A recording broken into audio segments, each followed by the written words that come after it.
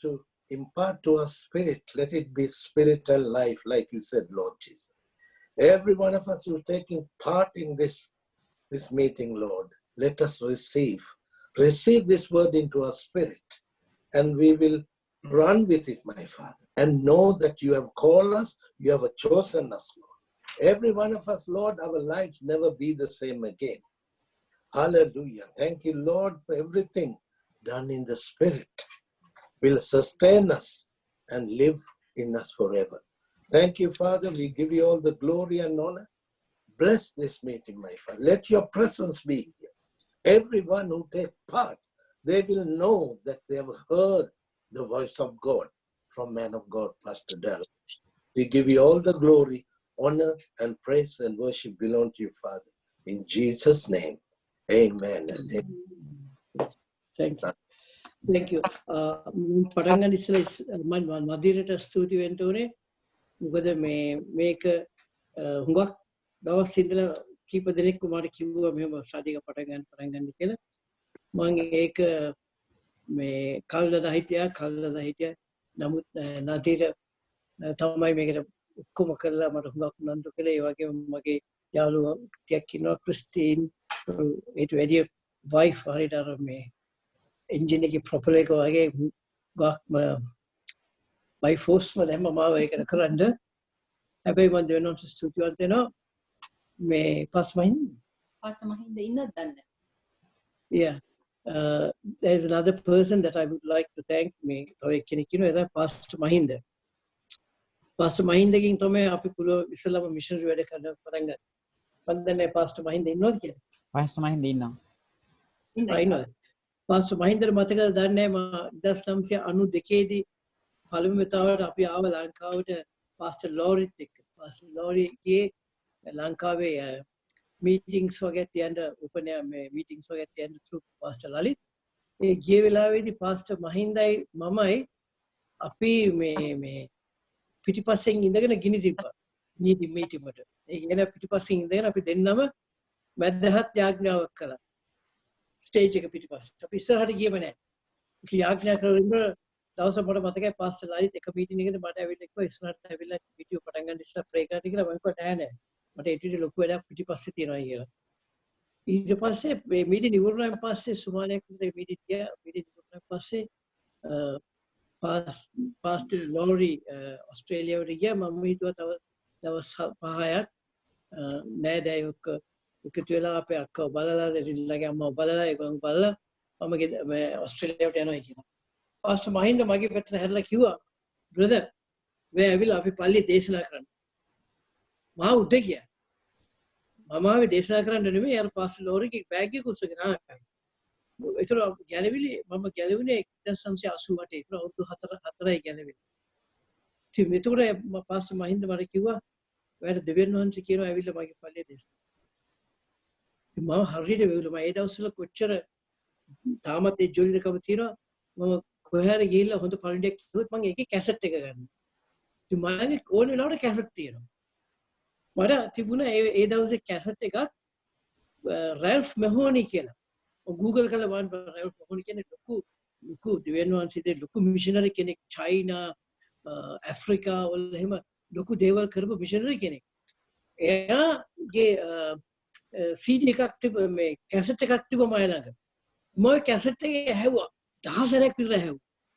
ඒ cassette එකේ වචනේ තිබුණේ යෙසාය 48:10.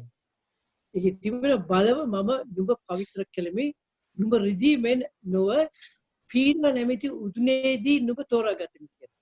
දැන් මේක ලොකු බර වචනයක් මට ඒක හරියට තේරුනේ නැහැ. ඊට පස්සේ මම ගිහිල්ලා ওই වචනේ උඩ පාස්ටර් මහින්දගේ ස්වභාවය දේශනා කළා. පාස්ටර් මහින්ද මගේ දිහා බලලා දේශනා කරන්න බෑ කිව්වා බලන්න මේ දේශනාවක් කළා නේද කියලා. අද තමයි මම මේ පාස්ටර් මහින්දට ඒ රහස දෙන්නේ. ඒක මගේ වටිනයක් නෙමෙයි. මම වෙන කෙනෙකුගෙන් ගත්ත පණිවිඩයක්.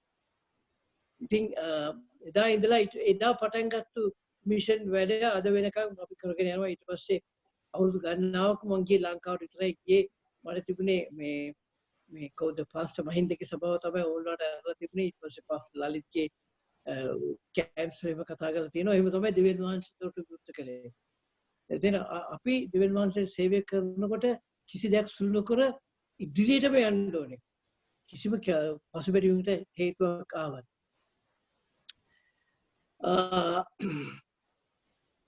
මේ මම බාර තියෙන මාතෘකාව ඊටාම ගැඹුරු මාතෘකාවක් ඇත්තම වලින්. අර තද මාතෘකාවක්. සාමාන්‍යයෙන් සාමාන්‍ය ස්ථානවලට ගිහිල්ලා කරන්න පුළුවන් ටීචින්ග්ස් නෙමෙයි මම ඒක තමයි හෙව්වේ. දෙවියන් වහන්සේ ඉදිරියේ අවංක සත්‍ය දැනගන්න ආස කාරද කියලා. මම ගිය සමාන කිව්වා මේ spiritual reset මොකද සිංහලෙන් කියන්න කොහොමද දන්නේ back to the bible. නැවතත් අපි පළවෙනි බයිබල් මූල ධර්මයට පළවෙනි බයිබල් පදවල බයිබලයේ කියනවා වගේ අපි කියවලා අපි ඒ පැත්තට යන්න කියලා. මොකද අපි 2030 අපි අපේ සභාවල denominational doctrines කියන්නේ සභාව ඇතුළේ තියෙන doctrines සහ traditions වලින් අපි වට වෙලා තින සමහර විට අපි ටිකක් අර ගේට්ටුවෙන් එළියට කියන අවස්ථාවල් තියෙනවා. මම හදන්නේ දැන් අර ගේට්ටුව ශක්තිමත් කරන්න. දෙවියන් වහන්සේගේ වචනේ නම් ගේට්ටුව මේ වැට ශක්තිමත් කරලා ඒ වැට තුල සිටින්න. මොකද යේසුස් වහන්සේගේ ඒම ඊටම ළඟයි. මොකද අපි අර ඉංග්‍රීසියෙන් කියනවා habits evolve වෙනවා. ඒ කියන්නේ habits පරිණාමය වෙනවා. නේද? දැන් අපි දන්නවා අපි ක්‍රිස්තියානි යේසුස් වහන්සේ දෙවියන් වහන්සේ හැටියට පිළිගත්තම අපි සංසන්දනය කරන්න පුළුවන් හරියට මේ කොමන එහෙම නැත්නම් සාමාන්‍ය මිනිසෙක් හැටියට. අපි මේ ලෝකයේ පෞකාර වෙච්චදී අපි සාමාන්‍ය මිනිස්සු. ඒ උදාහරණයකට කිව්වොත් අපි මේ රටේ රජ කෙනෙක්ගේ පුතෙක් මේ සාමාන්‍ය කොමන කෙනෙක් ගෑනු ළමෙක් කියලා වෙලා ඒ ගෑනු ළමයි සමග විවාහ කිවිසුමකට ගියොත් ඒ කියන්නේ එන්ගේජ් නොත් ඒ එන්ගේජ්මන්ට් එක දවසේ ඉඳලා එයා ඔෆිෂියලි ඒ ප්‍රින්ස් මැරි කරනකම් ඒ ගර්ල්ට හුඟක් ට්‍රේනින් දෙනවා. මොකද රාජ්‍ය මාලිගාවට ගියන් පස්සේ අපිට සාමාන්‍ය මිනිස්සෙක්ව ගැහැසිරෙන්න බෑනේ. හොඳ අපි ඒ ඉංග්‍රීසියෙන් කියනවා the royal etiquettes කියලා. ඒ එන්ගේජ්ලා කියලා. ඉතින් අපි බලන්න ඕනේ මොනවද ආචාර ධර්ම කොහොමද මිනිස්සුන්ට කතා කරන්නේ මොන විදියටද ඔළුව නමන්නේ ඒව ඔක්කොම අපි ඉගෙන ගන්න ඕනේ. royal etiquettes ඉගෙන ගන්න. මොකද අපි යන්නේ කවුද හරි දෙවියන් වහන්සේගේ රජුරුවන්ගේ පවුලට ඇතුළත් වෙන්න. දැන් අපේ පවුලට අපේ දුවව සවුත් ඇෆ්‍රිකාව වලින් එක්කෙනෙක් බැඳම යා අපේ පවුලට ඇතුළත් වුණා. ඉතින් ඒ වගේම අපේ පුතා චයිනීස් ගර්ල් කෙනෙක්ව බැඳම එයා අපේ පවුලට ඇතුළත් වුණා. ඒ පවුලේ එටිකට්ස් වලට ඇතුළත් වෙන්න ඕනේ. අපේ පවුලේ තියෙන රාජකීය ආචාර්ම ධර්ම වලට පුරුදු වෙන්න ඕනේ. ඉතින් ඒ ආචාර්ම ධර්ම අපිට බයිබලයේ බොහෝ විට අපිට උගන්වලා තියෙනවා. මොකද අපේ දෙවියන් වහන්සේ අපිට කියලා තියෙන දේශනා කාණ්ඩ තියෙන පණිවිඩය ගැලවීමේ පණිවිඩයක් නෙමෙයි. උන්වහන්සේගේ රාජධානිය පණිවිඩයක්. කොහොමද උන්වහන්සේගේ රාජධානිය අපි ජීවත් වෙන්නේ කියන එක. right. ඉතින් ඒකට හොඳම උදාහරණය තමයි යේසුස් වහන්සේගේ ජීවිතය. යේසුස් වහන්සේ තමයි රාජමාලිගාවේ ඉඳලා ආවේ. ඒ හින්දා අපිට පෙන්වුවා කොහොමද රාජමාලිගාවට ඇතුළත් ඉන සර්කල් එකට ඇතුළත් වෙන අය කොහොමද හැසිරිය යුතු කියලා. ඒක තමයි පෞල්තුමා කියනවා පළවෙනි මේ ස්ලයිඩ් දාන්න ඕනේ. පළවෙනි කොරින්ති 11:1 කියනවා right එක කියනවා මා ක්‍රිස්තුස් වහන්සේව ආදර්ශය ගන්නක් මෙන් නුඹලත් මා ආදර්ශයට ගන්න කියලා. මා ක්‍රිස්තුස් වහන්සේව ආදර්ශය ගන්නවා මෙන් මමත් ඒ කියන්නේ මගේ හැසිරෙන්න ඕනේ හරියට යේසුස් වහන්සේ හැසිරුණා විදියට. ඒ පවුල් දැනගත්ත එයා හදන්නේ යේසුස් වහන්සේ හැසිරුණා විදියට. ඊට පස්සේ කියනවා අපිටත් ඒ විදියටම අනුගමනය කරන්න කියලා. දැන් මේ තාන්ස්ථානයට එන්න අපිට කාරණා කීපයක් අවශ්‍යයි. පළවෙනි දේ තමයි අපි දෙවියන් වහන්සේට ඒ කියන්නේ යේසුස් වහන්සේට ප්‍රේම කරන්න ඕනේ. intimately කියන්නේ සමීපව වූ සම්බන්ධතාවයකට අපි යේසුස් වහන්සේ සමග එන්න ඕනේ. ඒ සම්බන්ධතාවය කොපමණ එනවාද කිව්වොත් අපි යේසුස් වහන්සේ තුළට එනවා, යේසුස් වහන්සේ අපි තුළට එනවා. I in Christ and Christ in me. තේරෙනවද? රෝම 8:1 ෆිලිපි 3:9 කොලොසි 1:26-27 වගේ පද කියනකොට පේනවා අපි එන්න ඕනේ ස්ථානයකට අපි දිහා මිනිස්සු බලනකොට අපි පරණ මිනිස්සුන් නෙවෙයි පේන්නේ ක්‍රිස්තුස් වහන්සේව අපි තුලින්. දෙවෙනි කාරණාව තමයි අපි එන්න ඕනේ ස්ථානයකට දෙවියන් වහන්සේව අපි සම්පූර්ණයෙන්ම විශ්වාස කරන ස්ථානය. දෙවියන් වහන්සේ ඒ ස්ථානයේ අපි ඉන්නවද කියලා බලන්න උන්වහන්සේ අපව පරීක්ෂණ වලට දමනවා. ඒ කියන්නේ God tested us. Genesis උපති පොතේ 22 කියනවා God tested Abraham කියලා. ඒ වගේ දෙවියන් වහන්සේ අපිව පරීක්ෂාවට නොව පරීක්ෂණයට උන්වහන්සේ අපව සම්බන්ධ කරනවා උන්වහන්සේ තියලා උසස් වීම පිණිස. දැන් ඉස්කෝලේක ළමයින්ව ටෙස්ට් වලට දාන්නේ ඒ ටීචර් ළමයාගෙන ඉතින් ඊර්ෂ්‍යාවෙන් නෙමෙයි. ඒ ළමයාව එයා යන ඉලක්කයට දිනෙන් දින ඒ ඉලක්කය කරා යන්න කියලා. දැන් සියලුම ආගම් මේ තියෙන ලෝකෙ තියෙන සියලුම ආගම් ජුඩේසම් ඇතුළුව ඒ අරගෙන ක්‍රිස්තියානි ආගමත් ගත්තම ක්‍රිස්තියානි ආගම වෙනස්. ඒක යුනික් සුවිශේෂත්වයක් තියෙනවා. ඒ සුවිශේෂත්වය තමයි හැම ආගමේම තියෙන්නේ පටන් ගත්ත දවසේ ඉඳලා අපි කොහොමද අපිව ගලවගන්නේ? පටන් ගත්ත දවසේ ඉඳලා බලන්නේ කොහොමද ගලවගන්නේ? ඒගොල්ලන්ගේ සුද්ධ පොත්වල ලියලා තියෙන්නේ කොහොමද අපි ගලවගන්නේ කියලා. නමුත් ක්‍රිස්තියානි ධර්මයේ අපිට ගැලවීම දීලා ඉවරයි. යේසුස් වහන්සේ අපේ පව් සීදීම ත්‍යාගයක් හැටියට අපිට දීලා තියෙන්නේ. නමුත් එතනින් එහාට අපිට යේසුස් වහන්සේ නවතින්න කියලා නෑ. ඒක මේ හෙවන් එකට යන ටිකට් එකක් නෙමෙයි. ඒ ටිකට් එක පොකට් එකේ දාගෙන කියන්න පුළුවන් ටටා බයි බයි මම මරණ දවසට මම මේ ටිකට් එක අරන් හෙවන් එකට එන්න කියලා. එහෙම කරන්න බෑ. යේසුස් වහන්සේ අපිව ගලවගත්තම අපි කුඩා දරුවෙක් වගේ එතන ඉඳලා අපේ ජර්නි එකක් අපිට ගමනක් ගෙනියනවා. නේද? අපි අර උන්වහන්සේ අර කියපු ස්ථානෙට ගේන්න. දැන් ඒක ගේන්න අපි කාරණා දෙකක් හොයනවා. පවුල් ගැලවිච්ච වෙලාවේදී අපි පවුල්ගේ හුඟක් උදාහරණ ගන්න පුළුවන්. එයා පළවෙනිම හැව්වේ ස්වාමිනී ඔබ වහන්සේ කවුද? ඒ කියන්නේ මට ඔබ වහන්සේ ගැන උත්තර දැනගන්න ඕන. ඊට පස්සේ දැනගෙන ඒ ස්ථානයේ සිට මම ඔබ වහන්සේට සේවය කරනවා. දැන් එතෙන්දී ආපුවාම අපි දැන් ඒ ගැලවීම ආපුවාම අපි එන්ගේජ්මන්ට් එක ගත්තම අපි සභාව මේ දෙවියන් වහන්සේගේ රාජ්‍ය සභාවට ඇතුළත් වෙන්න අපි කැපවීමක් කළා තියෙනවා. එතන ඉඳලා අපි මේ ලෝකයේ සේවය කරන්නේ මේ ලෝකයේ පුරවැසියෝ හැටියට නෙමෙයි. මේ ලෝකේ ථානාධිපතිවරු හැටියට. දැන් දෙවෙනි කොරින්ති 5:20 කියනවා අපි දෙවියන් වහන්සේගේ රාජධානියේ ථානාධිපතිවරු.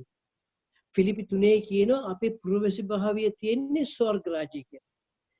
දැන් මේ අවුරුදු 1985ට ඉස්සෙල්ලා මම ලංකාවේ ථානාධිපති කෙනෙක්. දැන් 85 ඉඳලා මම ඕස්ට්‍රේලියාවට ඇවිල්ලා ඕස්ට්‍රේලියාවේ මම ථානාධිපති කෙනෙක්. පුරවැසියෙක් නෙමෙයි.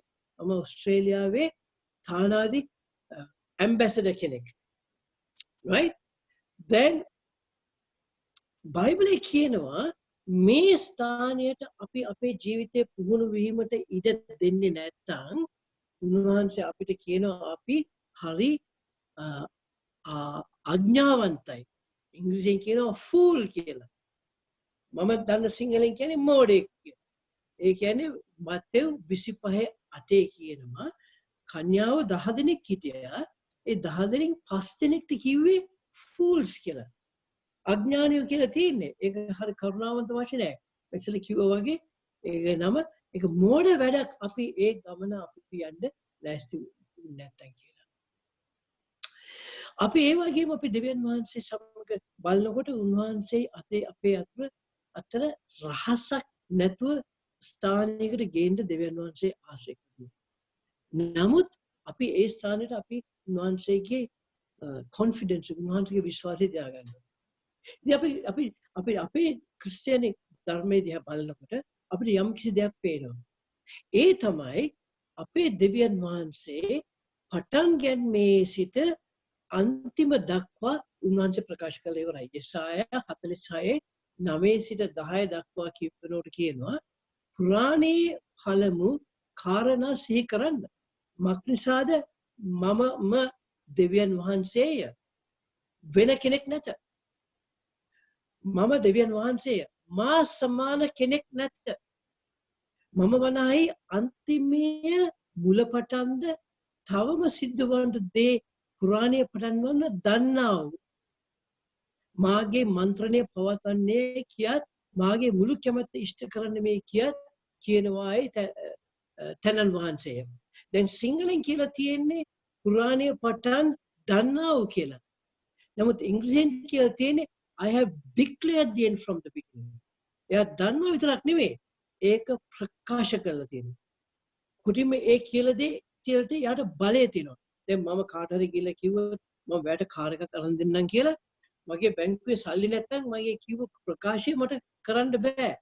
නමුත් දෙවියන් වහන්සේට බලය තියෙනවා. උන්වහන්සේ ප්‍රකාශ කියලා දේ උන්වහන්සේ ඒක ඉෂ්ට කරන්න දෙනවා. තේරෙනවද? ඊට පස්සේ ඒ විතර නෙමෙයි උන්වහන්සේ ඒ කරන දේවල් උන්වහන්සේට කිට්ටුව සිටින අයට උන්වහන්සේ පෙන්වලා දෙනවා. තේරෙනවද? උන්වහන්සේ ඒකට කියනවා prophets like. ආමොස් 3:7 කියනවා ඒක උතන නෑ. සැබවින්ම ස්වාමී වූ දෙවියන් වහන්සේ තමන්ගේ රහස් තමන් මෙහි කර වූ අනාගත වෘත්තවලට එළිදරව් නොකරන කිසිවක් නොකරන්නේ. දෙවියන් වහන්සේ කිසි දෙයක් කරන්නේ නැහැ. උන්වහන්සේට කිට්ටු උන්වහන්සේගේ රහස් බලා දැනගන්න හැකි ඒ අයට නොකිය. God does absolutely nothing without revealing his secrets to his servants, the prophets. දැන් අපි අහන්න ඕනේ අපිට ඒ දෙවියන් වහන්සේගේ රහස් අපි දන්නවා. දෙවියන් වහන්සේ අපිට ඒව කියනවා. මම උදාහරණයක් වශයෙන් කියන්නම්. අපි හිතමු කාට හරි ළමයෙකුට වේවලින් හයියෙන් ඇවිල්ලා කවුරු හරි ගැහුවා. ගහපුවම පළවෙනිම බලන්න ඕනේ කවුද ගැහුවේ. ඒක ගැහුවේ ආදරවන්ත පියෙක් නම් ඒකට දෙන පිළිතුර තමයි තාත්තේ මට සමා වෙන්න. මම කරපු වැරද්ද මොකද්ද මට පෙන්වන්න මට සමා වෙන්න. නමුත් ඒ දරුවට ගැහුවේ හතුරෙක් නම් අපි හතුරට ගිහිල්ලා විරුද්ධව සටන් කරන්නේ නේද? ඒ වගේ තමයි අපි යම්සේක් වෙනකොට අපි දෙවියන් වහන්සේගේ කනට ඇහුම්කන් දෙන්න ඕනේ කොහොමද ඒකට හරි ප්‍රතිඋත්තරයක් දීම පිණිස. right? කින්ද අනාගත වාක්‍ය අනාගත දෙවියන් වහන්සේගේ හඬ ඇසෙන එක ඉතාමත්ම අවශ්‍යයි. දැන් අපි තීරණය ගන්නකොට අපි යමක් කෙනෙක් තීරණය ගන්නකොට අපි මොනවද කියන්නේ අපිට තියෙන perceptions ඒ කියන්නේ සංජානනයක් තියෙනවා.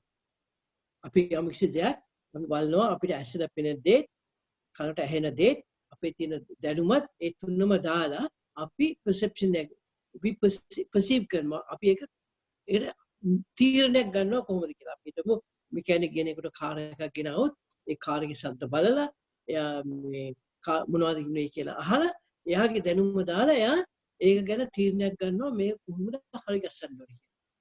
දැන් සාමාන්‍ය මිනිසයන් ස්වභාවික මිනිසයාට දෙවියන් වහන්සේ කරන දේ පේන්නේ නැහැ. ස්වභාවික මිනිසයාට දෙවියන් වහන්සේ කරන දෙවියන් වහන්සේ දකින්න දේ දකින්නෙත් නැහැ. දෙවියන් වහන්සේ කරන දේ ඒගොල්ලන්ට තේරෙන්නේ නැහැ. ඒකින්ද ඒගොල්ලෝ සංජානනය කරන්නේ ඇසට පෙනෙන දේ සහ කනට ඇසෙන දේ. එහෙම කළා ඒගොල්ලෝ නායකත්වයකට එනවා.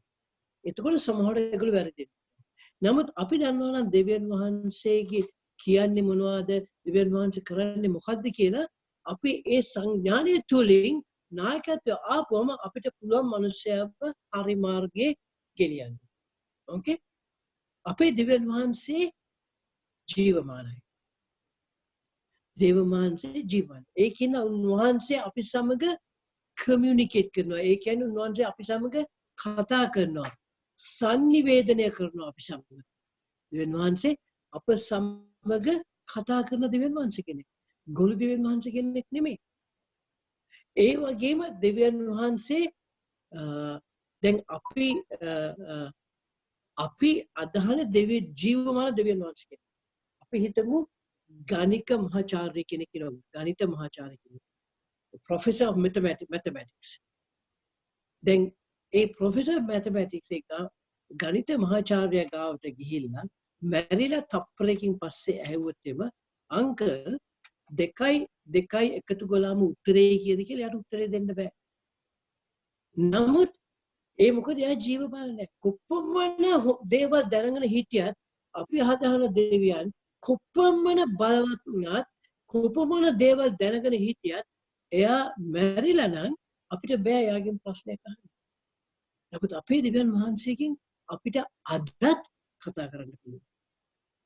ඉතින් ඒකින්ද උන්වහන්සේට කතා නොකර අපි කිසි දෙයක් කරනවා නම් ඒක අපි කරන ලොකු වැරද්දක්.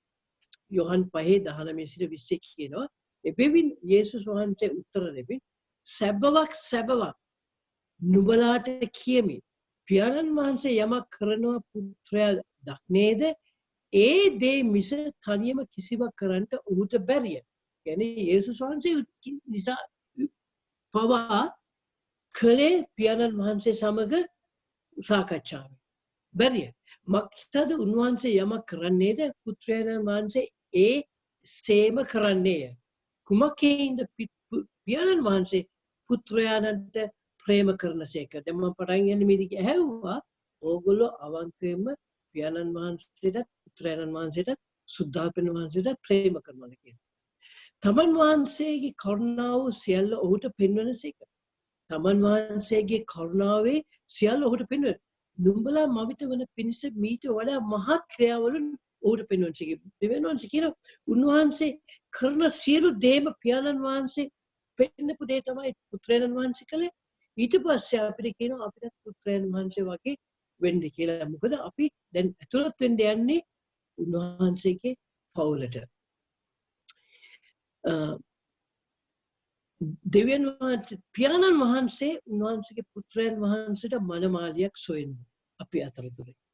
සොයන්නේ එයාට යේසුස් වහන්සේ කොච්චර විශ්වාස කළාද ඒ වාගේ විශ්වාස කරන්න පුළුවන් මනමාලියක්. මොකද අපි පවුලට ඇතුළත් වෙන්න යනවා. තේරෙනවද? ඒකින්ද මේක තමයි නැවත උත්පාදය ලැබපු හැම කෙනාටම තියෙන කැඳවීම එහෙම නැත්නම් ඉන්විටේෂන් එක. දැන් අපිට ලොකු ප්‍රශ්නයක් තියෙනවා. අපි දෙවියන් වහන්සේ තුළට හුඟක් අය කැඳවීමට ආවයින් පස්සේ ඒගොල්ලෝ බිලීවර්ස්ලා වෙනවා ඩිසයිපල්ස්ලා නෙමෙයි. ඒගොල්ලෝ දෙවියන් වහන්සේ කෙරේ විශ්වාස කරන ඇදහිල්ලන විශ්වාසයක් මේක ඇදහිල්ල තියෙන නෙමෙයි විශ්වාස කරන අය වෙනවා. නමුත් ගෝලියෝ වෙන්නේ නැහැ. ඒගොල්ලෝ අයිට කියනවා සිනර්ස් ප්‍රේයර් එක කියන්නේ කියලා. සිනර්ස් ප්‍රේයර් එක කිව්වේ හැටිය දැන් යා බිලීවර් කෙනෙක්. යොහන් 2:23-25 ඒක තුන නෑ. යොහන් 2:23-25 කියන බොහෝ දෙනෙක් උන්වහන්සේ කළ ලකුණු දැක. දැන් අපි කියනවා හීලිං සර්ව් මිනිස්ට්‍රි එකට ආපම බොහෝම දෙනෙක් දෙවියන් වහන්සේට ජීවිතේ පූජා කරනවා.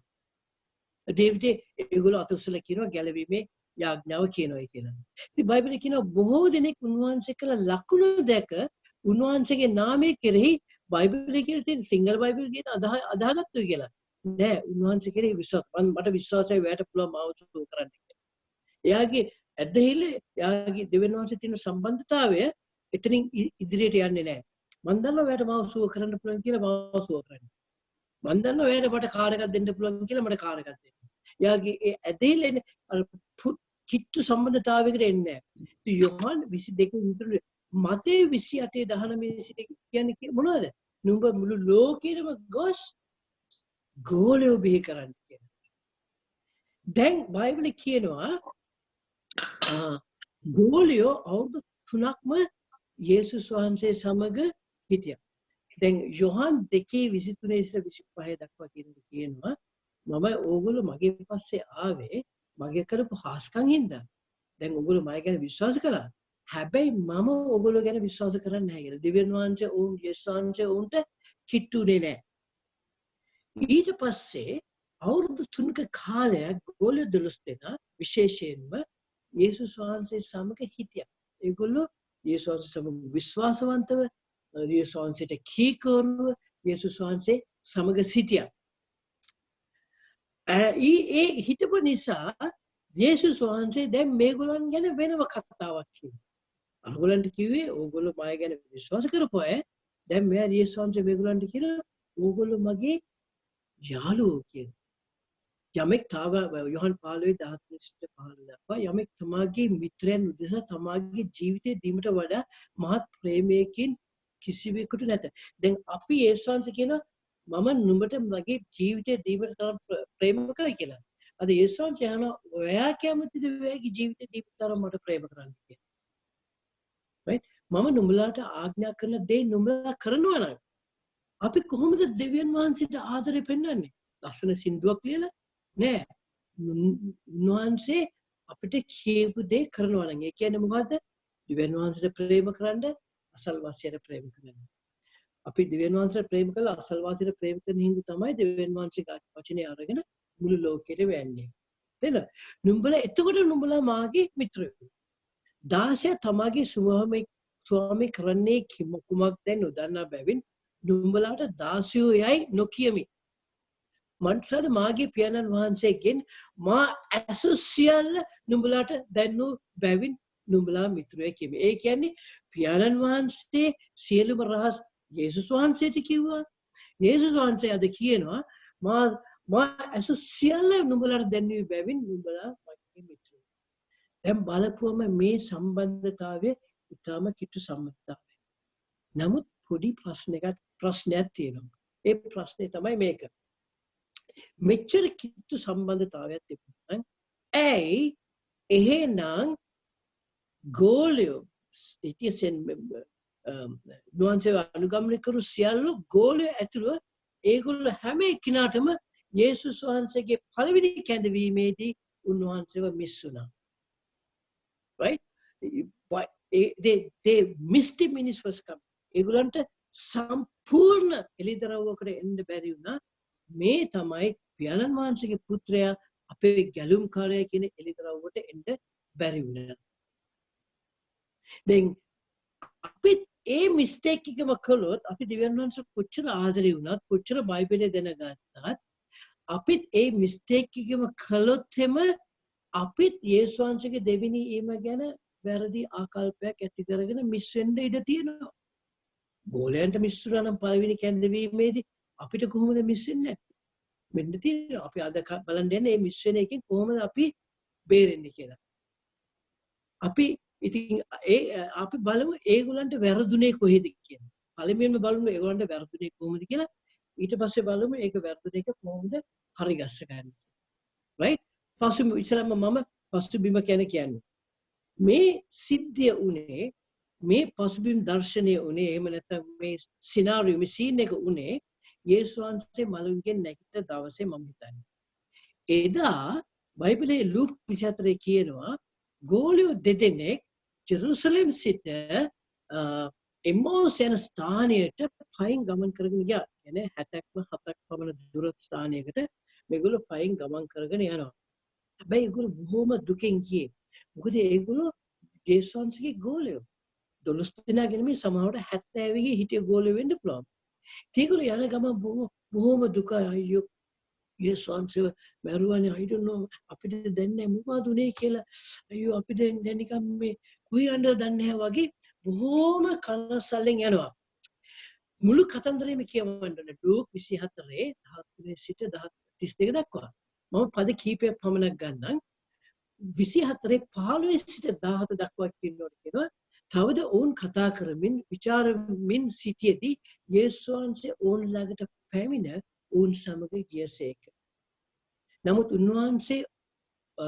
ඔවුන් උන්වහන්සේ නාඳුන ලෙස ඔවුන්ගේ ඇස් බැඳී තිබුණේ. කියන්නේ යේසුස් වහන්සේට ඕන වුණා ඒගොල්ලන්ට විතරක් නෙමෙයි අදත් අපිට ඒ තුලින් පණිවිඩයක් දෙන්න. ඒකින්ද එයා ඒගොල්ලන්ගේ ඇස් මේ බඳුවා යේසුස් වහන්සේ කියලා පිළිගන්න දැනගන්න තියෙනවා. මොකද උන්වහන්සේට ඕන වුණා යම් කිසි දෙයක් සටහන් කරන්න බයිබලේ අපේ යහපත උදෙසා. උන්වහන්සේ උන්ට කතා කොට නුඹලා කතා කරගෙන යනවා මේ කාරණා මොනවද ඔවුන්ගෙන් ඇසුසේක. ඔහු දුක් පිට මුහුණ වලින් යුක්තව නැවතුණෝය. දැන් අපිත් එහෙම තියෙනවානේ මහා සිකුරාදට අපි දුක් පිට මුහුණකින් කරෝලයි බතුයි කන්නේ. ඊට පස්සේ පාස්කු ඉරිදාට අරක්ක බෝතලේ ඇරලා උරු මස් කාලා අපි සන්තෝෂ වෙනවා නේද? right? දැන් ඒ වගේ එදා බොහොම දුක් පිට හිතකින් හිටියා. ඒ මොකද ඒගොල්ලන්ට ලොකු ප්‍රශ්නයක් තිබුණා. ඒගොල්ලෝ කිව්වා මේ අපි හිතුවා මේ අපි ආව ෆලෝ කළා අපි හිතුවා එයා තමයි රජ වෙන්නේ කියලා. අපි කාලයක් යව රජ කරන්නත් හැදුවා. අපි හිතුවා එයා ඇවිල්ලා රෝමානු මිනිස්සුන්ගෙන් අපිව ගලවගෙන අපිව ජයගනී කියලා. අයියෝ අපේ බලාපොරොත්තු සුන්නුයි කියලා. මොකද ඒගොල්ලෝ බැලුවේ ඇසට පෙනෙන දේ කනට ඇසෙන දේ ඒගොල්ලෝ තීරණය ගත්තා. ලුක් 24 25 සිට 27 වෙනි කියනවා. එවිට උන්වහන්සේ උන්ට කියනසෙක් අඥානයනේ. මට කවුරු හරි ෆූල් කිව්වට කමන්නේ මට ගෝඩ් ෆූල් කිව්වොත් හරි බයයි. යේසුස් කියනවා අඥානයනේ. අනාගත වතුරුන් විසින් කියන ලද සියල්ල විශ්වාස කරමන්ට ප්‍රමාද සිත් ඇත්තෙනි. ක්‍රිස්තුස් වහන්සේ ඒ දේ විඳලාම සෝකීය මහිමයට පැමිණෙන්නට යුතුව තිබුණා නොවේදයි කියා මෝසෙස්ගෙන් පටන්ගෙන සියලු අනාගත වතුරුගෙන් පටන්ගෙන සියලු ලියවල වල තමන් ගැන තිබුණු කාරණා ඔවුන්ට තෝරා දුන්නා. එහෙනම් අපිට දෙවියන් යේසුස් වහන්සේ කියනවා ඔයාට මාය ගැන හොඳ අත්දැකීමක් අවශ්‍ය නැහැ. හොඳ රෙවලේෂන් එළිදරව්වක් අවශ්‍ය නැහැ. ඊටාත්ම වැදගත් දේ තමයි මෝසෙස් ඒ කියන්නේ උපත්ති පොතේ සිට එළිදරව්ව පොත දක්වා මා ගැන තියෙන දේ ඕගොල්ලෝ ඉගෙන ගත්තොත් තමයි මාය ගැන සම්පූර්ණ රෙවලේෂන් එකකට එළිදරව්වකට එන්න පුළුවන්. ඒක දැන් ඔයගොල්ලන්ට ඕන නම් තව මේක ගැන හොයලා බලන්න පරණ ගිවිසුමේ විශේෂයෙන්ම කොච්චර ස්ථානවල යේසුස් වහන්සේගේ පළවෙනි ඒව ගැන සටහන් කරලා තියෙනවා ඕන නම් මට ඊමේල් එකක් එවන්න මම ඔයාලට එවන්නම් පොඩි ලින්ක් එකක් ඒක එහෙම නැත්නම් මම ඔයාලට ස්ක්‍රිප්චර්ස් කීපයක්ම එවන්නම්. ඔය පෙන්නවා යේසුස් වහන්සේ මේ ලෝකේ පළවෙනි ට අයන හැටි. ඒගොල්ලෝ වැලිය කොහොමද? ඇසට පෙනෙන දේ. ඒගොල්ලෝ අනාගත වාක්‍ය ගැන සැලකුවේ නැහැ. මම දවසක මේ අද නෙමෙයි මම දවසක පොඩි ස්ටඩි එකක් කරන්න මම පුළුවන් මම දන්නේ කොහොම යයිද කියලා. ඇයි ගෝලියෝ යේසුස් වහන්සේ වංචාකාරයෙක් කියන හිතන්න හේතුව? මෝසෙස්ගේ නීතිය අනුව උන්වහන්සේ කුරුසිය ඇනගසන තරම් නරක වංචාකාරයෙක් කියලා හිතන්න හේතුව. ඒ හේතු දිහා බලනකොට මම බය වුණා. මම හිතුවා මම ඒ දවස්වල ඊශ්‍රායල් දේශේ හිටියා නම් මමත් සමහර විට උන්වහන්සේව කුරුසිය ඇනගසන්න කියලා කෑ ගහපු සෙනග අතරේ ඉන්න පුළුවන්. කී දෙනෙක් කියව crucify him කියලා. ස්වාමිනේ මම හිටියා නම් ඒ දවස්වල ඒ අය වගේම සමහරට මමත් කෑ ගහන්න නැති උන්වහන්සේව කුරුසිය ඇනගහන්න. ඒකට ගැන මට වෙලාවක් තිබුණත් මම දවසක ඒ ගැන ස්ටඩි එකක් කරනවා. දැන් පේතුරුස් දත් මිස් වුණා. පේතුරුස් යේසුස් වහන්සේ දන්නේ නැහැ කියලා කිව්වා. ඊට පස්සේ දැන් පේතුරුස් සුද්ධාත්මෙන් වහන්සේ එයාට ආව බෞතිස්මේ ආවෙන් පස්සේ දැන් පේතුරුස්ගේ ජීවිතය සම්පූර්ණයෙන්ම වෙනස් වුණා. පේතුරුස්ගේ විතරක් නෙමෙයි හැම කෙනාගේම ජීවිතය වෙනස් වෙනවා. ජේම්ස් යාකෝබයි යෝහනුයි ඒගොල්ලෝ ඉඳන් වල වම් පැත්තේ ඉඳන් ගිහුවා දකුණු පැත්තේ ඒ ඔක්කොම විසිකලා දාලා දැන් ඒගොල්ලෝ යේසුස් වහන්සේ මෙන් දුනා සුද්ධාත්ම වහන්සේ බලය ආයම් පස්සේ ඊට පස්සේ අපේ යහපත උදෙසා පේතුරුස් ඒගොල්ලන්ට ඇයි යේසුස් වහන්සේව මිස් උනායි කියන එකට හේතු උන්වහන්සේ පෙන්වලා දුන්නා. මම ඒකට යනවා අපි දෙවෙනි පේතුරුස් 1:16 දිහා බලමු. ඒක කියනවා මක් නිසාද අපගේ ස්වාමී ක්‍රිස්තුස් වහන්සේගේ බලයත් ඊමත් අප නුඹලාට දැන්වූ කල උන්වහන්සේ මහිමය ඇසින් දැකලා මිස ප්‍රායෝගිකව යොදන ලද සම්බන්ධ අනුව එසේ නොකළෙමු. right? You know, but we were eyewitnesses of his majesty. Now nadir oy scripture එක තියනවා අනිත් scripture එක announce කරනකම් change කරන්න එපා. ඒ කියනවා but we were eyewitnesses. Petrus කියනවා මේ ඕගොල්ලෝ වගේ නෙමෙයි. අපි මේ හිතලා මතලා කියන දේවල් නෙමෙයි. අපි ආපුවාම eyewitnesses අපේ ඇසින්ම දැක්ක. මොනවද අපේ ඇසින්ම දැක්ක? ජේසොන්ජ කරපු හැම දේශනාවකම මම හිටියා. ජේසොන්ජ කරපු හැම හාස්කම්කම මම හිටියා. ජේසොන්ජ කරපු මලුන් නැගිට හැම තැනම මම හිටියා. ඒ විතරක් නෙමෙයි. අනිත් ආයත නැති දෙයක් මට තිබුණා. ඒක තමයි උන්වහන්සේ අන්වසක් වුණ වෙලාවෙදී මම එතනත් හිටියා. ඒ විතරක් නෙමෙයි. මම තමයි වතුරේ ඇවිත්තේ, මුහුදේ ඇවිත්තේ. ඒ විතරක් නෙමෙයි මට තමයි ස්වර්ගයාදී යතුරු දුන්නේ. ඒ ඔක්කොම දීලා මට මිස්සුණා යේසුස් වහන්සේ කියන්නේ කවුද කියන එක සම්පූර්ණ එළිදරව්. එහෙනම් ඊට පස්සේ යා කියනවා ඒකට හේතුව මොකක්ද කියලා. ඒකට හේතුව යා කියනවා පළවෙනි දෙවෙනි පේතෘස් එකේ 19 සිට 21 දක්වා කියනවා we have also a more sure word of prophecy. A eyewitness එකට වැඩිය බලවත් සාක්ෂියක් තියෙනවා අනාගත වාක්‍ය තුල. right උන්වහන්සේ සමග ඊට වඩා ස්ථිර කරන ලද්දා වූ අන්‍ය අනාගත වාක්‍ය අපිට තිබේ. දැන් අපි යේසුස් වහන්සේ මේ ලෝකේ හිටපු කාලේ ගැන අපි සාක්ෂිකාරයෝ නෙවෙයිනේ. ඇස් දෙකින් දැකපු සාක්ෂිකාරයෝ නෙවෙයි. නමුත් පේතෘස් කියන බය වෙන්න එපා. ඒ සාක්ෂි යේසුස් වහන්සේ ඇස් දෙකෙන් දැක්කත් ඒටවත් වඩා බලවත් සාක්ෂිය තමයි අනාගත වාක්‍යය. ඒ කියන්නේ අපිට පුළුවන් ඒගොල්ලන්ට තිබුණාට වැඩිය ඉදිරියට එන්න අපිත් අනාගත වාක්‍යයට අවධානය යොමු කළොත් ඊට වඩා ස්ත්‍රී කරන ලද්දා වූ අනාගත වාක්‍ය අපිට තිබේ. ලියවිලි කිසි අනාගත වාක්‍යයක් යමක අභිප්‍රායන් හට නොගෙන බව පළමු කොට දැන අලියුම පැනන පහනක් බයිබලයේ කියනවා මේ අනාගත වාක්‍ය තමයි පහන. දැන් මට මතකයි ඉස්සර අපි තිස්ස මහරාමේ දැන් අවුරුදු 25කට විතර උඩදී තිස්ස මහරාමේ ගිහිල්ලා අපි එක පොඩි ගම් වලට ගිහිල්ලා මේ දෙවියන් වහන්සේගේ වචනේ මේ බෙදාගෙන අපි එළියට එනවා. එළියට ආව මතක අපේ ඉස්සරහින් යනවා අර ගිනි පන්දන් අල්ලගත්තු එක්කෙනෙක්. අපි යාගේ උරසට අත තියාගෙන යාගේ පස්සෙන් යනවා. අනාගත වාක්‍ය දැනෙන මිනිසයාට අනාගත වාක්‍ය ගැන අවබෝධයක් එළිදරව් තියෙන මිනිසයා තමයි අපිට මාර්ගය පෙන්වන්න පුළුවන්. ඉතින් කියන පහලක් අඳුරු තැනක බබලන අද ලෝකේ තියෙන අඳුරු ස්ථාන. එතෙන්ද බබලන්න අවශ්‍ය අඳුරු පහන තමයි උන්වහන්සේගේ අනාගත වාක්‍ය. right ඊට පස්සේ දැන් මේ බයිබලයේ කියන no prophecy of scripture is a private interpretation එක සිංහලයේ කියලා නෑ. බයිබලයේ කියනවා කිසිම අනාගත වාක්‍යයක් පුද්ගලික ලාභය උදෙසා ඒකට තේරුම් දෙන්න දරන්න බෑ කියලා. අනාගත වාක්‍යයක් යම් කිසි දෙයක් කියන කියලා තියෙනවා නම් ඒ දෙයට තමයි සම්බන්ධය.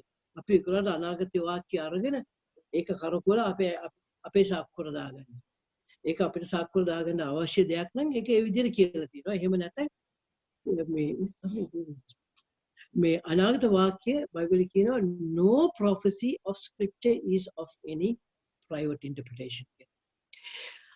අපි බයිබලයේ දිහා බලනකොට දෙවියන් වහන්සේගේ නැවත ඊමේදී ගැන තියෙන අනාගත වාක්‍යය තියෙනවා පළවෙනි ඊමට වැඩිය. ඇයි අපි දන්නවා පළවෙනි ඊමේදී යේසුස් වහන්සේව සමහර අයට මිස්සුනා නම් ඒක එච්චරම භයානක දෙයක් නෙමෙයි. නමුත් දෙවෙනි ඊමේක මිස්සුනොත් එම අපිට ලොකු අමාරුවකට වැටෙනවා. තේරෙනවද?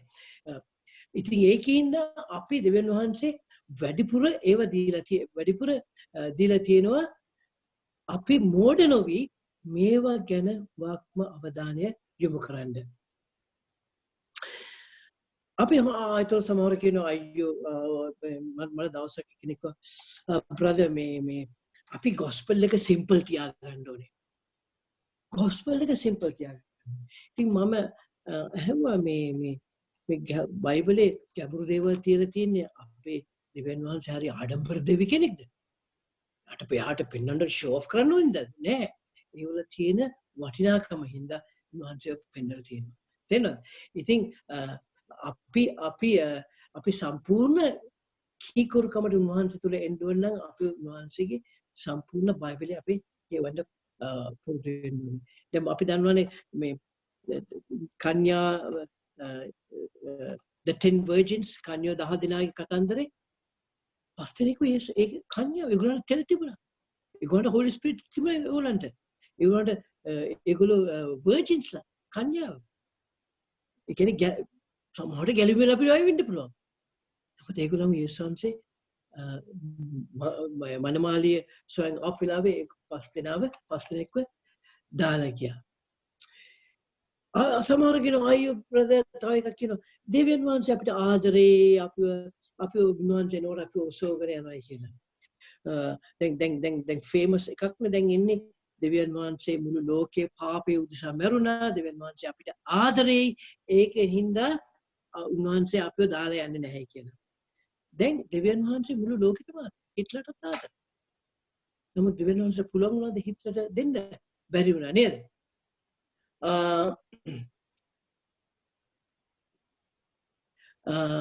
අපි දැන් බලමු දෙවියන් වහන්සේ එන්නේ මනමාලියක් සොයාගෙන. පොඩි බබෙක් සොයාගෙන නෙමෙයි. නදීර ඒ ස්ලයිඩ් එකට ඉස්සරහට යන්න එපා කියන්නේ ඉස්සලා. පස්සේ ඒ ඉස්සලා ගන්න. වෙව කියන ඒ ස්ලයිඩ් එක කියනකම් ඉස්සරහට එන්න එපා. හොඳ. ඉතින් අපි දැන් බයිබලේ කියනවා යේසුස් වහන්සේ මේ ලෝකයට එන්නේ පොඩි බබෙක් හොයාගෙන නෙමෙයි. උන්වහන්සේ එන්නේ මනමාලියක සොයාගෙන. දැන් අපි පළමුවෙන්ම born again වුණාම අපි පළමුවෙන්ම අපි කියනවා born again කියලා අපි කුඩා දරුවෙක්. මම ගිය සැරේ කිව්වා පේතෘස් කිව්වා අපිට පිරිසිදු වූ කිරෙන් උන්වහන්සේ අපිව මේ පෝෂණය කළා කියලා. නමුත් අපි බලමු වැඩිමහල්ලෙක් කියන්නේ කවුද කියලා. කොහොමද අපි උන්වහන්සේගේ වැඩි සැලසුම් වලට සමග සම්බන්ධ වන්නේ කොහොමද කියලා බලමු. right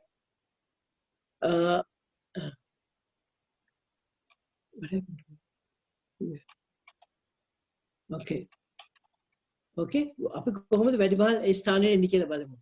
දැන් අපි දන්නවා මේ කවුද නික්මයාම පොතේ යුදෙව්වරුන්ව යුදෙව් රටේ ඉඳලා ඒගොල්ලන්ව ගෙනාව පුරුදු දේශයකට ගෙනියන්නේ. ඒගොල්ලන්ව ගේන්න කාරණා දෙකක් තිබුණා. අපි කියපතන පුරුදු දේශයට යන්නයි ඔබමා ගෙනාවේ කියලා කීතකවුවක් තියෙනවනේ. පුරුදු දේශයට විතර යන එකක් විතර නෙමෙයි.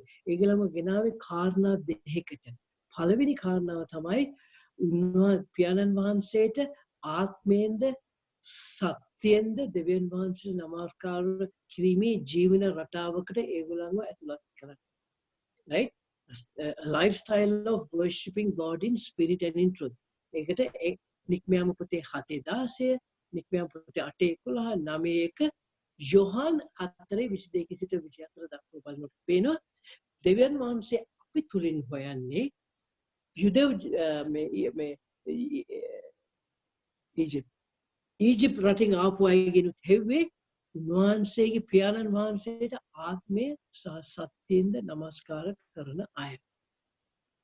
දෙවෙනි කාරණාව තමයි ඔවුන්ව පොරොන්දු දේශයට ගෙනියන්නේ. ඉතින් දෙවියන් වහන්සේට අපිටත් දැන් හොයන්නේ ඒකයි. පළමුවෙන්ම දෙවියන් වහන්සේ අපි මේ ලෝකේ ජීවත් වෙනකන් උන්වහන්සේ හොයනවා පියාණන් වහන්සේට people who worship God the Father in spirit and in truth. යෝහන් 4:22 සිට 24 දක්වා.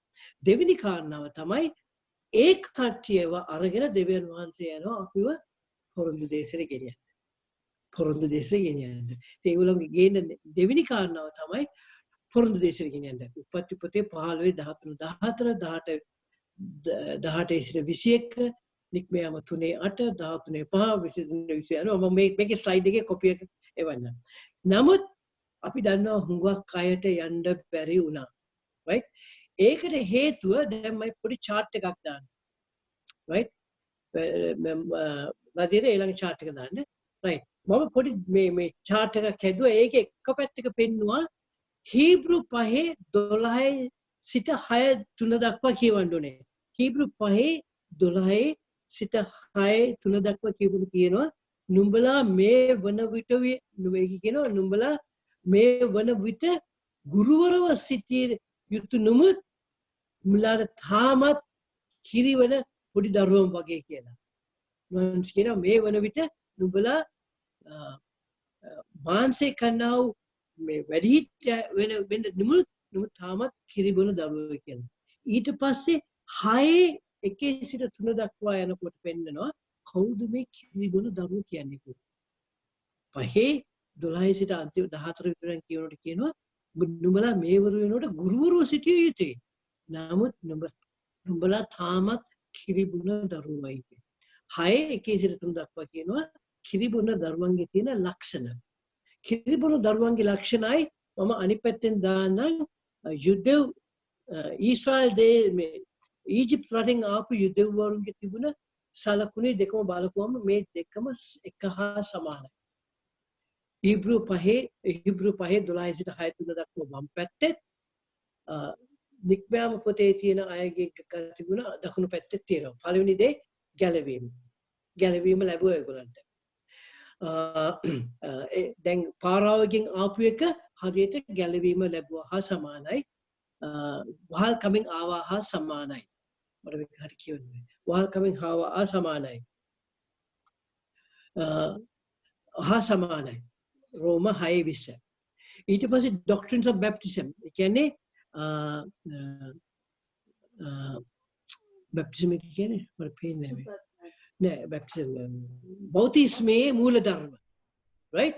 එතකොට අපි මේ දකුණු පැත්තෙන් බලනකොට කියනවා කොරින්ති 10 පළවෙනි කොරින්ති 10:4 දක්වා පවුල් කියනවා ඒගොල්ලෝ වලාකුළු තුලින් ආවා ඒගොල්ලෝ රතු මුහුදේ තුලින් ආවා ඒක බැප්ටිසම් එකට සමානයි කියලා.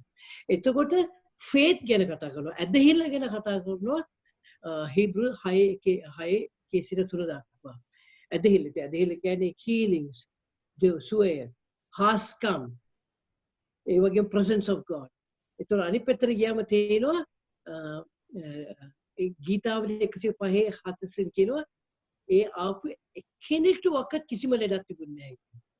ඊට පස්සේ කියනවා ඒගොල්ලන්ට මැනා හම්බුණා ගලෙන් වතුර ආවා pillar of fire තිබුණා ඒ ඔක්කොම හාස්කම්. ඒතකොට presence of God නෝන්ගේ සම්මුඛය ඒගොල්ලන්ට දේව මාලිගාව ටැබර්නකල් එක තිබුණා. ඒ ටැබර්නකල් එක තිබුණාම නික්මයාම පොතේ 40:38 කියනවා ඒකතන දෙවියන් වහන්සේ ඒගොල්ලෝ සමග හිටියයි කියලා.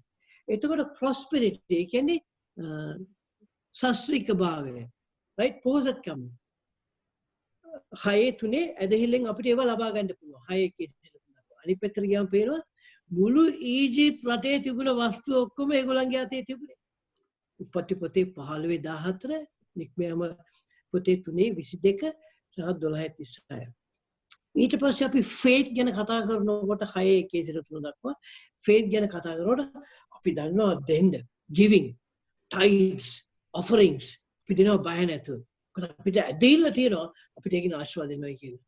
නමුත් අනිත් පැත්තට ගියාම කියනවා මෝසෙස් උන්වහන්සේගේ දේවමාලිගාව හදන්න මිනිස්සුන්ට මේ බිල්ඩින් කලෙක්ෂන් එකක් ගත්තාම මම කවදාකවත් අද වෙනකන් එක පාස්ටර් කෙනෙක් එහෙම කියනවා අහලා නැහැ. ආපුවම මිනිස්සු කොච්චර සල්ලි ගෙනවද කිව්වොත් මෝසෙස් ගිහිල්ලා අනකලා ඊට පස්සේම සල්ලි ගෙන්න එපයි කියලා. අපි හිතමු ඕගොල්ලෝ පල්ලියේ සභාවට බිල්ඩින් ෆන්ඩ් එකක් දාන්න. දාලා කියනවා අන්න අපි දැන් බිල්ඩින් ෆන්ඩ් එකට ඔෆරින් එකක් ගන්නයි කියලා. ඉතින් අපිට ලක්ෂ 10ක් තමයි ටාගට් එක තිබුණේ. බලනකොට ලක්ෂ 15ක් එන්නේ. පහුවෙන්ද ඉරිදා පාස්ට් ඇවිල්ලා කියනවා ඊට පස්සේම එක්කෙනෙක් 7-5ක්වත් ගේන්න බෑ. ඒ විදිය කහල නැන්නේ එච්චරට ඇදහිල්ලක් තිබුණා මේ මිනිස්සයන්. ඒ තිබිලා අපිට පේනවා ඒගොල්ලෝ මේ ඒගොල්ලන්ව හැම එක්කිනාම කාලෙබ් ජොෂුවා ඇරෙන්ඩ මොසෙස් පොරොන්දු දේශේ ගියා එක වෙනමකට විදියට කියන්න ඕනේ. ඇරෙන්ඩ අනිත් ඔක්කොමල්ලම චර ඇදහිල්ල තිබිච්ච කාන්තාරේ මලයි කියන්නේ. මොකද අනිත් පැත්තට ගියාම පේනවා යේසුස් වහන්සේ අපි හොයන්නේ උන්වහන්සේගේ මනමාලිය වෙලා මේ not ජෝර්ඩන් යහපැත්තට කියන්නේ අපිට උන්වහන්සේගේ මනමාලිය වෙලා උන්වහන්සේගේ සමග එකට රජ කළා උන්වහන්සේ සමග එක උරුමකාරයෙක් වෙන්න ස්ථානයට අපි පොරොන්දු දේශයට යන්න ජෝර්දානයෙන් යහපැත්තට යන්න ඕනේ. දැන් අපිට පොඩි ප්‍රශ්නයක් තියෙනවා. ඒකට හේතුව තමයි අපි දෙවියන් වහන්සේගේ වචනේ ඉගෙන ගන්න අපි බයිබලයේ කියනවා ඊට පස්සේ අපේ එලිදරව් වැඩිපුර එන්නේ කොහෙන්ද ඊළඟ පින්තූරේ දාන්න අපිට එලිදරව් වැඩිපුර එන්නේ කොහෙන්ද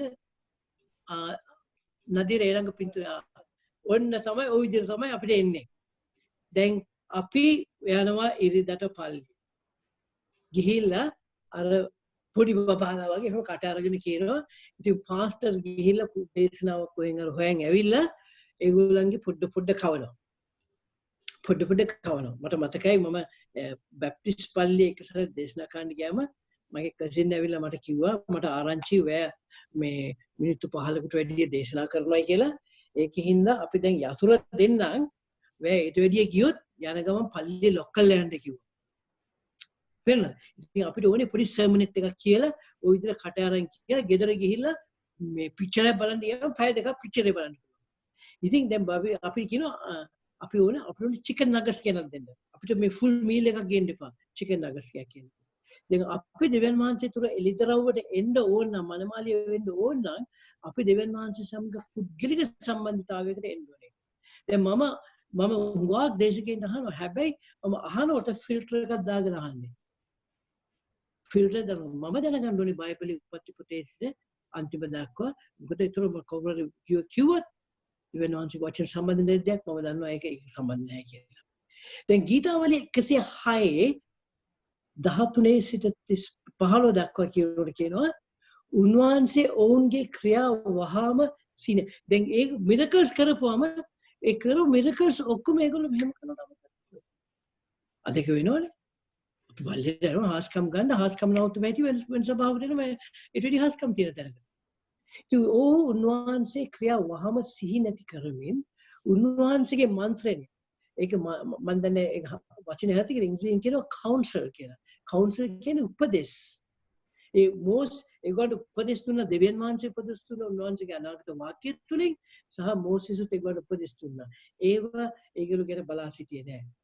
වනාන්තරයේදී අධික ලෙස තෘෂ්ණාවට අසු වී අපි යන්නේ කොහොමද අද සභාවෙන් ගන්න පුළුවන් මේකින් දෙවියන් වහන්සේ අපි තෘෂ්ණා කරනවා ප්‍රේම කරන නොවන තෘෂ්ණා කරනවා අසුවි කාන්තාරයේදී දෙවියන් වහන්සේ පරීක්ෂා කළා පාලසෙනි පදය හරිම භයානක පදයක් කියන උන්වහන්සේ ඔවුන්ගේ ඉල්ලීම ඉෂ්ට කළසේක නමුත් ඔවුන්ගේ ආත්මය කුෂභාවයට පැමිණුවේ කියලා ඉංග්‍රීසියෙන් කියනවා and he gave their request he gave everything they asked for but sent leanness into their soul ඒගොල්ලන්ගේ ආත්මයට මොකද අපි හැමදාම සුමානයට සැරයක් පොඩි නගට් එකක් නම් කන්නේ මොකද අපි හීන වෙනවා නේද ඒ විදිහට තමයි අපි යේසුස්ගේ ජීවිතය දිහා බලපුවාම මේ විදිහ ආකල්පයෙන් තමයි හුඟක් අය යේසුස්ව අනුගමනය කළේ අපි කියුවත් එම යොහන් 5 සිට යොහන් 8 දක්වා කියවුවම අපිට පේනවා දැන් මේ කියවන්නේ මේ අපි කොතනින්ද ඉන්නේ කියලා බලන්න මේක මේ ලස්සන කතන්දරයක් නෙමෙයි කියන්නේ අද අපි ඉන්න ස්ථානේ බලන්න ඕනේ අපි කොහෙද අද ඉන්නේ කියලා මේක මේ විදිහ අපි හැසිරීම කොහොමද අපි කොහොමද අපේ ජීවිතය වෙනස් කරගන්න ඕනේ හරි විදිහට යන්න කියලා. මොකද පේතෘස් තුමා මේවා අපිට කියන්නේ යාට හරි බරක් ආවා අපිට මිස්සන ඕගොල්ලෝ මිස්සෙන්න එපයි කියලා. දැන් බයිබලයේ දැන් මම දන්න සමහර අය ඉන්නවා ඒගොල්ලෝ කියවන්නේ ගීතාවලිය 91 විතරයි. එච්චරමයි කියවන්නේ. ආයිකයි ගීතාවලිය 23. ගීතාවලිය 23 ගීතාවලිය 91 එච්චරයි බයිබලෙ. ඒ මොකද අපි දෙවියන් වහන්සේව තෘෂ්ණා කරනවා. We are lusting after God to see what we can get out of God. තේරෙනවද? අපි ප්‍රේම කරනකොට එහෙම කරන්නේ ප්‍රේම කරනද අපි අපේ ළමයි ගෙදර ආපුවම බලන්නේ ඔයගොල්ලෝ මාත් උටාගන්නේ කියලා. අපි බලන්නේ මේගොල්ලෝ මොනවද දෙන්නේ? කොහොමද ඔයගොල්ලෝ කෑවද? කැමති කේක් එකක් හදලා දෙන්නද? තේරෙනවද? අපි බලන්නේ කොහොමද අපි ඒගොල්ලන්ට උපස්ථාන කරන්න කියලා. මම දෙයක් ඉගෙන ගත්තා. අපි බයිබලයේ කියවන එක නවත්තන්න ඕනේ. බයිබලයේ කියවන්න බෑ. නෑ. අද ඉඳලා බයිබලයේ කියවන්න. බයිබලයේ අද ඉඳලා බයිබලයේ ඔයාව කියවන්න. අපි බයිබලයේ කියවන්න නරකයි. බයිබලයේ අපිව කියවන්න. බයිබලයේ කියවන වෙලාවට මොනවද බයිබලයේ අද මට මොනවද දෙවියන් වහන්සේ මේ වචන තුලින් මට කතා කරන්න කියලා බලන්න ඕනේ. ඉතින් යෝහන් 5 සිට 6 දක්වා බලනකොට පේනවා ඒකේ තිබුණ යේසුස් වහන්සේ හාස්කම් කළා. යේසුස් වහන්සේ කළපු හාස්කම් වලින් මිනිස්සුන්ට දාපත්ම ආකර්ෂණය වන හාස්කම තමයි 5000කට කණ්ඩ දීම. බඩට දෙන මිනිසයාට අපි හරි ආදරේ. ඊට පස්සේ මම ඕගොල්ලෝ ඒක 6 ඉඳලා 5 ඉඳලා 8 වෙනිකන් කියවන්න ඕනේ. මම පද දෙක තුනක් ගන්න. 6 14 සිට 16 දක්වා කියනවා. එබැවින් ඒ මිනිස්සු උන්වහන්සේ විසින් කලාව මේ හාස්කම් දැක. එබැවින් මිනිස්සු මේ ස්වභාවය වුණ හාස්කම් දැක. එබැවින් අර මිනිස්සයා කරපු හාස්කම් දැක. right හාස්කම් එබැවින් මිනිස්සු හාස්කම් දැක සැබවින්ම උන්වහන්සේ ලෝකෙට එන්නා වූ අනාගත වස්තුවේ කීවෝය. එබැවින් රජකමට පත් කරන්නා පිණිස තමන් වහන්සේ බලාත්කාරයෙන් අල්ලා ගන්නට ඔවුන් එන බව යේසුස් වහන්සේ දැන ඒගොල්ලෝ බලාත්කාරයෙන් යේසුස් වහන්සේ රජුරු කරනවා. නැවත තනියම කල්පෝට ගියසේ. මේක උනේ කීයද? යෝහන් 5 මම හිතන්නේ 5000 කඳුරුලා දැන් 6 දැන් මිනිස්සු පස්සෙන් දුවන් එනවා. ඊට පස්සේ ඒ අතුරුදී ඒ යේසුස් වහන්සේ ගැඹුරු දේවල් ගැන කතා කරනවා. මම ආවේ හීලින් එකක් ගන්න මේ පාස්ටර් කතා කරනවා ගැඹුරු දේවල්. අපි යන්නේ නේද වෙන සභාවකට. පාස්ටර් ගැඹුරු දේවල් ගැන. පාස්ටර් කැපවීම ගැන කතා. පාස්ටර් දෙවියන් වහන්සේ වෙනුවෙන් සාක්ෂිකාරයෙක් ගැන කතා කරනවා. අපි යන් වෙන සභාවකට අපේ කන මිහිරි කරන තැනකට. යෝහන් 7:43 සිට 4:47 දක්වා කියනවා මෙසේ උන්වහන්සේ නිසා සමූහය අතරේ ભેදයක් හටගත්තේ. ඔවුන්ගෙන් සමහරෙක් උන්වහන්සේ අල්ලන්ට කැමති වූයේ. උන්වහන්සේ දැන් මරන්නත් මිනිස්සු ලෑස්ති. මේ ඊට ඉස්සෙල්ලා මේ පදේ කිව්වා රජුරු කරන්න ඕනේ කියලා. 6 වෙනි පරිච්ඡේදයේ කිව්වා රජුරු කරන්න කියලා. 7 වෙනි පරිච්ඡේදයේ යාව මරන්නත් ලෑස්ති. පාවුල් සහ බාර්නබස්ටත් මේ විදිහේ දෙයක් වුණා. ක්‍රියාපොතේ 14 8 සිට 20 කියවලා බලන්න පුළුවන්. දැන් අපි හුඟක් වෙලාවට යන්නේ මොනවද? අපි යන්නේ M3ක් පස්සේ යන්නේ M4ක් තියෙනවා. හතරෙන්ම වැදගත්ම දේ තමයි අන්තිම M1. අපි ඒක ගැන වැඩි සලකන්නේ නැහැ. අපි දුහන්නේ පළවෙනි M3 පස්සේ. එකක් තමයි messenger. right? රතු ෂර්ට් එකක් ඇඳලා සුදු කල්සමක් ඇඳලා කාපාට සබත්තු දෙයක් දාලා නිකන් ස්ටේජ් එකට ඇවිල්ලා messenger. ඊට පස්සේ අපි යනවා methods. ඒගොල්ලෝ පාවිච්චි කරන methods පස්සේ දුන්නා. ඒගොල්ලෝ කරන හැටි විදි ඊට පස්සේ අපි දුන්නා manifestations. ඒගොල්ලෝ කරන හාස්කම් පස්සේ දුන්නා. මම විශ්වාස කරනවා හාස්කම් ගැන. දෙවියන් වහන්සේ කියලා තියෙනවා නුඹලා යක්ෂ දුරු කරනවා දෙව මේව නැකිටුවා කියලා. නමුත් අපි එක වෙලාවට කියනවා අන්න පාස්ටර් මේ එනකොට කන්ද ගැහුන්නේ දැන් බලන්න කන්ද ගැහෙනවා. පාස්ටර් එවලා ටික් ටික් එකක් ගහලා මේ ඔක්කොම කරලා මිනිස්සු ඔක්කොම කලබල වෙනවා. අන්තිමට මෙසේජ් එක එනකොට ඒ වටිනා කරන මෙසේජ් එක එනකොට අර ඔක්කොම ඩයලොග් වෙලා තියෙනවා. අපි අද මෙසේජ් එක ලොස්ට් වෙලා තියෙනවා. අද මෙසේජ් එක නැති වෙලා තියෙනවා. සමහර මෙසේජ් එක මිනිත්තු 5යි මෙසේජ් එක දෙන්නේ. නමුත් අනිත් ස්ටේජ් මේව තමයි කියන්නේ. අද අපි මිනිස්සුන් ගෝලියෝ කරන එකකින් අපි හීන වෙලා තියෙනවා. මම දැන් ඒ පස්සේ දීපු හින්දා යේසුස් වහන්සේ කවුද කියන ගැන එළිදරව්වක් මිනිසයන්ට ලැබුණේ නැහැ. ඒගොල්ලෝ යේසුස් වහන්සේ උපුරුසයන් කියන්නේ. ඒගොල්ලෝ දිව්වේ man method manifestation පස්සේ දිව්වා මෙසේජ් එක ඇහුන්නේ නැහැ. යේසුස් වහන්සේ මේ ලෝකේ ජීවත් වෙනකොට එයා කීප වරක්ම කිව්වා. එයා කුසියේ ආයුති. එයා මේ නිසා මේ එතකොට මේ එයා තමයි පියාණන් දෙවියන් වහන්සේගේ පුත්‍රයා කියලා කිව්වා. ඒව ඒගොල්ලන්ට ඇහුන්නේ නැහැ. ඒගොල්ලෝ අර පස්සේ දිව්වා. ඒකින්ද ඒගොල්ලන්ට මිස් වුණා. මම තව උදාහරණයක් ඉක්මනට දෙන්නම්. අපි බලමු මම දැන් කිව්වනේ ඉස්සෙල්ලා අපි බලන්න ඕනේ අපි බලන්නේ කවුද ඊජිප්ත් වලින් ආපු සේක ගැන. ඊජිප්ත් වලින් ආපු අයට ඒගොල්ලන් මොන විදිහේ ස්ථානයකට යන්නේ කියලා යේසුස් දෙවියන් වහන්සේ අනාගත වාක්‍ය තුලින් බොහෝ සැරයක් කිව්වා. උප්පත්ති පොතේ 15:13 ආබ්‍රහම්ට කිව්වා අනාගත වාක්‍ය තුලින්. උන්වහන්සේ ආබ්‍රහම්ට කතා කරලා නොමේ වංශයේ තමන්ට අයිති නැති දේශයකින් විදේශීව බවත් ඔවුන්ට මෙහෙ කරන බවත් ඔවුන් අවුරුදු 400ක් ඔවුන්ට පීඩා කරන බවත් සැබවින්ම දැනගන්න. මේක ප්‍රොෆෙසි එකක්. තවද ඔවුන් මේ කරන්නා වූ ඒ ජාතිය මම විනිශ්චය කරන්නේ නෙවෙයි. ඉන්පසු ඔහු බොහෝ සම්පත් ඇතුව පිටත් වෙන්නේ එන්න ඔය. ඒකනේ උනේ. කිව්වේ කාටද? ඒබ්‍රහම්ට. ඊට පස්සේ තව අනාගත වාක්‍යයක් තියෙනවා. නික්මයන් පොතේ 3:8-9 දක්වා. එබැවින් මිසරවරුන්ගෙන් අතින් ඔවුන් නිදහස් කර ඒ රටින් පිටත් කොට යහපත් වූ විශාල දේශයකට කිරි සහ පැණි ගලන්නා වූ දේශයකට එනම් කානානිවරුන්ද මම ඉංග්‍රීසියෙන් කියන Hittites, Amorites, Perizzites, Hivites and Jebusites ඉදමකට පවුනවන බැසිවේ. දැන් බලව ඊශ්‍රායල් පුත්‍රයන්ගේ මොරගැසීම මා වෙත පැමිණ තිබේ. මිසරවරුන් ඔවුන්ට කරන පීඩා තුටිමි. ඒ සංසේ මොසෙස්ට කියනවා God ඇවිල්ලා මොසෙස්ට කියනවා මම බිලීව් කරනවා ඒ සංසේ කියලා. ඇවිල්ලා කියනවා මම මේ සෙනගගේ හැඬ ඇසුවා අඬන එක ඇසුවා මම ඒ වුන්ට ස්ථානයකට ගෙනිනවා ඒ ස්ථානයේ මේ ඔක්කොමලා ඉන්නවා කියන්නේ. මේ ඔක්කොම අයිට්ස්ලා ටික ඉන්න ස්ථානයකට ගෙනිනවා කියලා කිව්වා. ඊට පස්සේ පොළොව නික්මයන් පොතේ 23 සිට 23 දක්වා. එහෙත් නුඹ සැබවින්ම හඬට එහුම්කන් දී මා කියනසේ කළොත් කියන නුඹලා මම කියන දේ ඔක්කොම කළොත් මම නුඹේ සතුරන්ට සතුරෙක්ද නුඹේ විරුද්ධකාරයන්ට විරුද්ධකාරයෙක්ද වන්නේ මේ කියමු. අපි දෙවියන් වහන්සේව අනුගමනය කරනකොට අපේ සතුරු දෙවියන් වහන්සේගේ සතුරු වෙනවා.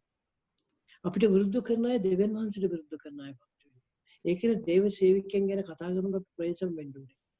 මක්නිසාද මාගේ දූතයා නුඹට පෙරටුව ගොස් අමාරිවරුන්ද හීතිවරුන්ද පෙරිසිවරුන්ද කානානිවරුන්ද හිවරුන්ද ජෙබුස්වරුන්ද වෙතට නුඹ පවුනවනසේක මමද ඔවුන් සිඳ දමන්නේ මේ කියන්නේ I will cut them off කියලා කියනවා. God කියනවා බය වෙන්න එපා. උඹලා හිටයිට්ස්ලා ඉන්න තැන් උඩ කියනවා. නමුත් ඒගොල්ලන් මම කපලා දානවා කියලා.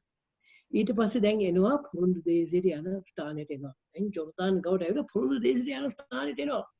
ආපුවාම මොසෙස් දෙවියන් වහන්සේගේ අනුව නායකයෝ 12 දෙනෙක්. ඒක තමයි නායකයෙක් අපිට වැරදි දේ කරන්න කිව්වොත් අපි වැරදි දේ නෙක අපි නායකයන්ට යටත් වෙන්න ඕනේ.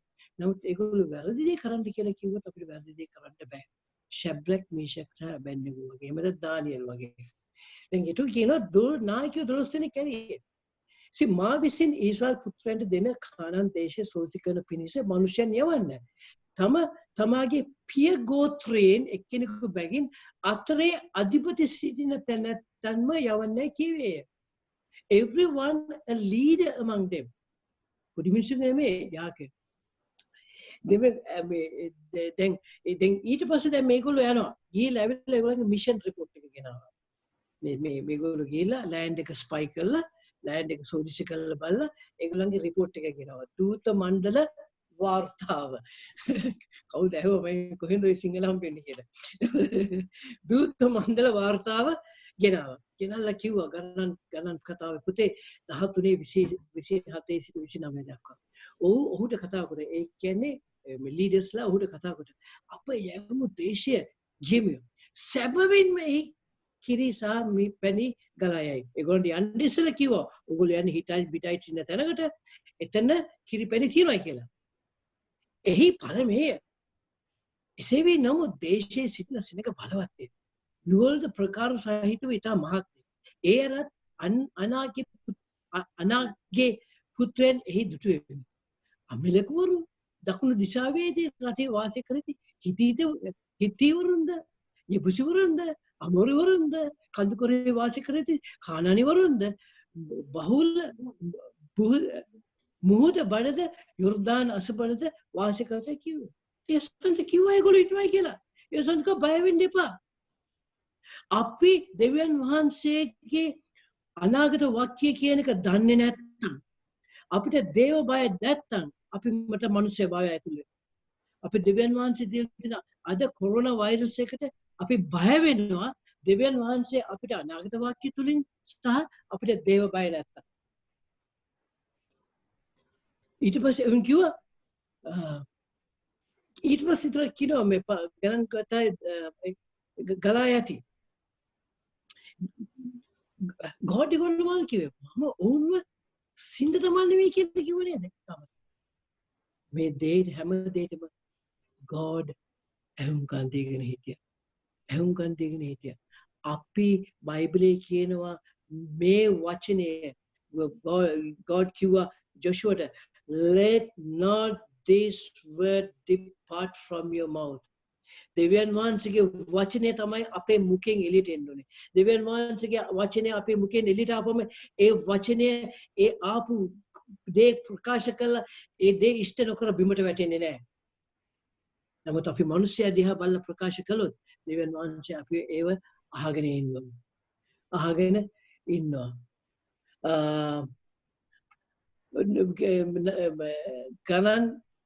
ගණන් කතාවේ 13:31-33 දක්වා. ඒත් ඔහු සමග ගිය මිනිස්සු කතා කොට ඒ සෙන්නකට විරුද්ධව යන්න අපිට නොහැකියයි මක්සාද ඔවුන්ට වඩා බලවන්ත කිව්වේ. දැන් මොනවද දැන් ලීඩ් ඇවිල්ලා දැන් දේශනා කරනවා. ප්‍රොෆෙසිස් ගැන දන්නේ නැහැ. දෙවියන් වහන්සේ අනාගත දැන් ඇවිල්ලා ලීඩ් අපි දැන් අර කට අරගෙන ඉන්නේ. අපි බයිබලෙ කියලා නැහැනේ. අපිට ඒක ගැන අවබෝධයක් නැහැනේ. ඉතින් අර කියන දේ ඔක්කොම දැන් කට අරගෙන ඒක අහන්නේ. මේ ඔක්කොම අමතක කළා දෙවියන් වහන්සේ දුන්න අනාගත වාක්‍යයත් මොසෙස් දුන්න අනුශාසනා ඔය ඔක්කොම අනුමත කළා අපි අහගෙන ඉන්නේ අර දැන් ලීඩ් එක. අයිනොට කියනවා ඒත් ඔව් සමගිය මිනිස්සු කතා කොට ඒ සෙනඟට බුදුත් යන්න අපිට නොහැකිය. මක්සද ඔවුන් අප වඩා බලවන්තයි කිව්වේ. ඔවුන් නමුත් සෝදිසි කළ දේශය ගැන ඊශ්‍රායල් පුත්‍රයන් අතරේ නරක පුරුෂය පතල කරමින් අප සෝදිසි කරන්ට ගිය දේශේ නම් වැසියන් නාස්ති කර දමන දේශයක්. එහි අප විසින් දක්නා ලද සෙනග සියල්ලම බොහෝ උස මහත ඇති මිනිස්සුය. අපි බය වෙන දේ අපිට ලොකු වෙලා පේනවා. අපි දෙවියන් වහන්සේට බය අපිට දෙවියන් වහන්සේව ලොකු වෙලා පේනවා. එහි යෝධයන්ගෙන් පැවත එන අනාගතයේ පුත්‍රයන් වල යෝධයන් දුටු වෙමි. අප පළඟැටියන් මෙන් අපට පෙනුනේ. යා මේ යනකොට මේ වීරයා වගේ කියේ ගෝත්‍රේ නායකයෙක්. අර ගෝලියෝ මේ යෝධයෝ දැක්කිට මේ මම නායකයෙක් නෙවෙයි මම පළඟැටියෙක් නේ. එසේම ඔවුන්ටත් අප පෙනුනේ කිමේ ගිහිල්ලා ඇහුවද හලෝ ඔයාට මම පෙන්නේ පළඟැටියෙක් හැටියට කියලා. නෑ අපි දේව බය නැති වුණාම අපිට අපිව පේන්නේ පළඟැටියෝ හැටියට. ඊට පස්සේ දැන් ඒගොල්ලෝ මොනවද කළේ? ඒගොල්ලෝ they reported on facts not the truth. ඒගොල්ලෝ ඇසට පෙනෙන දේ ප්‍රකාශ කළා. ආත්මික ඇසට පෙනෙන දේ ඒගොල්ලෝ ප්‍රකාශ කළේ නැහැ. ඉතින් දැන් මේ ඔක්කොම අහන් ඉල දැන් මිනිස්සු මොනවද කළේ? ගණන් කතාවේ 14:1 සිට 2 දක්වා මිනිස්සු මේවයි කිව්වේ. එවිට සුළු සභාව බුදු සභාවම ශබ්ද නගා ඇඬුවාය. සෙනග ඒ රාත්‍රියේ වැළපුණෝය. සියලු ඊශ්‍රායල පුත්‍රයෝ මෝසෙස්ට ආරොන්ටත් විරුද්ධව කතා කළෝය. මේගොල්ලෝ ඒ මෝසෙස්ටත් ආරොන්ටත් විරුද්ධව කතා කරනකොට ඒගොල්ලෝ කතා කරන්නේ දෙවියන් වහන්සේට විරුද්ධව. කතා කළේ මුළු සභාව උන්ට කතා කර අහෝ අපි මිශ්‍ර දේශයේ මලවුන් නම් යහපත. නොහොත් මේ කාන්තාරයේ මලවුන් නම් යහපත. අපිට හේනොටදී හොඳ එක්ක මිශ්‍රේ මැරෙන්න එක එහෙම නැත්නම් කාන්තාරේ මැරෙන්න එක. ඒගොල්ලෝ වචනෙන් කියපු දේ ඒගොල්ලෝ දෙවියන් වහන්සේ දුන්නා. ඒගොල්ලෝ කිව්වා අපි කාන්තාරේ මැරෙනවා නම් හොඳයි කියලා. අපි බය ප්‍රේසං වෙන්න ඕනේ. අපි විතර මේ විරුද්ධව රින්න කතා කියනකොට. තේනවද? හැබැයි මේ ඉස්සෙල්ලා කිව්වේ කොහොමද? මිශ්‍රයේ වසන මාගේ සෙනඟ පීඩාව සැබෙන් ඔවුන්ගේ විධානවරුන් නැති නිසා ඔවුන් මොරගැසියේ. ඒගොල්ලෝ යුදෙව් මේ ඊජිප්ත රටේ ඉන්නකොටත් මොරගසා ඇඬුවා. දැනුත් මොරගසලා අඬනවා. අඬලා මිනිස්සයා මොනවා කිරි දුන්නත් අඬනවා, මස් දුන්නත් අඬනවා, මොනවා දුන්නත් අඬනවා. තේරෙනවද? මේගොල්ලන්ගේ වැඩේ අඬන එකයි. දෙවියන් වහන්සේ කැමති නෑ අඬන අයට. පවුල් වයි සීලස් වයි හිරගේ දාපම ඇඬුවද? නෑ ඒගොල්ලෝ නෙවෙයි නමස්කාර කරන්න පටන් ගත්තා. ඒ අතර හිටියා කාලෙබ් සහ යෝෂුවා. ඒගොල්ලෝ මොනවද කිව්වේ? ගණන් කතාවේ 13:30 අපි කතා කරන්නේ මේ විදිහට. අපි කොරෝනා එකට කතා කරන්නේ මේ විදිහට. අද රටේ එන ප්‍රශ්න වලට කතා කරන්නේ මේ විදිහට. කාලේ මෝසෙස්ට ඉදිරියේ සෙනඟ නිශ්ශබ්ද කරවා අපි වහම නැගී ගොස් එහි හිම කරගනිමු. මක්සද අපිට ඒක යට කරගන්න හොඳටම පුළුවන් නෑ කිව්වේ. ඇයි? ඒගොල්ලෝ දැනගත්තා අපිට අනාගත වාක්‍යය කියලා තියෙනවා මොසෙස් අපිට කියලා තියෙනවා මේක අපිට සුළු දෙයක්. මේක අපිට ඊජිප්ත් රටේ කරපු දේවල් දැක්කම මේක සුළු දෙයක් කියලා කිව්වා. දැන් අපි බලමු දෙවියන් වහන්සේ මොනවද දුන්න ප්‍රතිචාරය කියලා. right?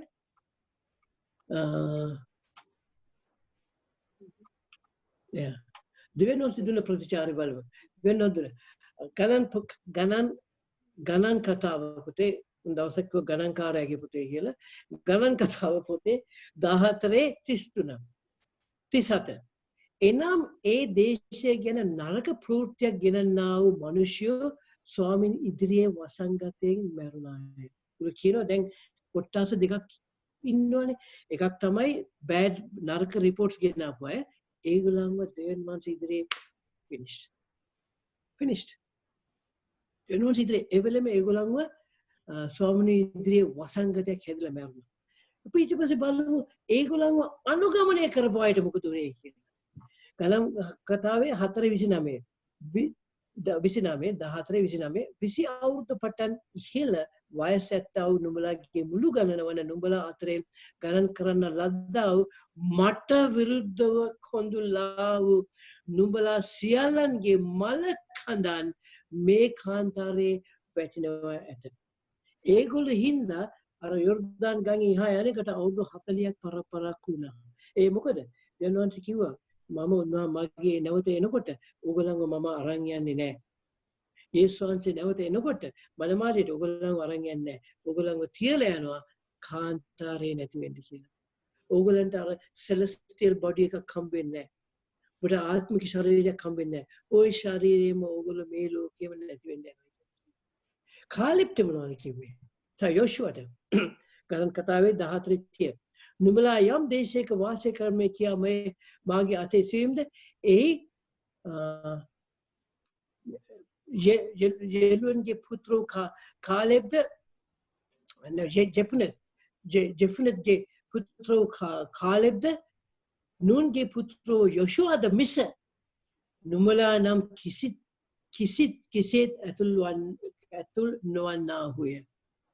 කියනවා ඕගොල්ලෝ තමයි මම රැප්චර් එකට අරන් යන්නේ.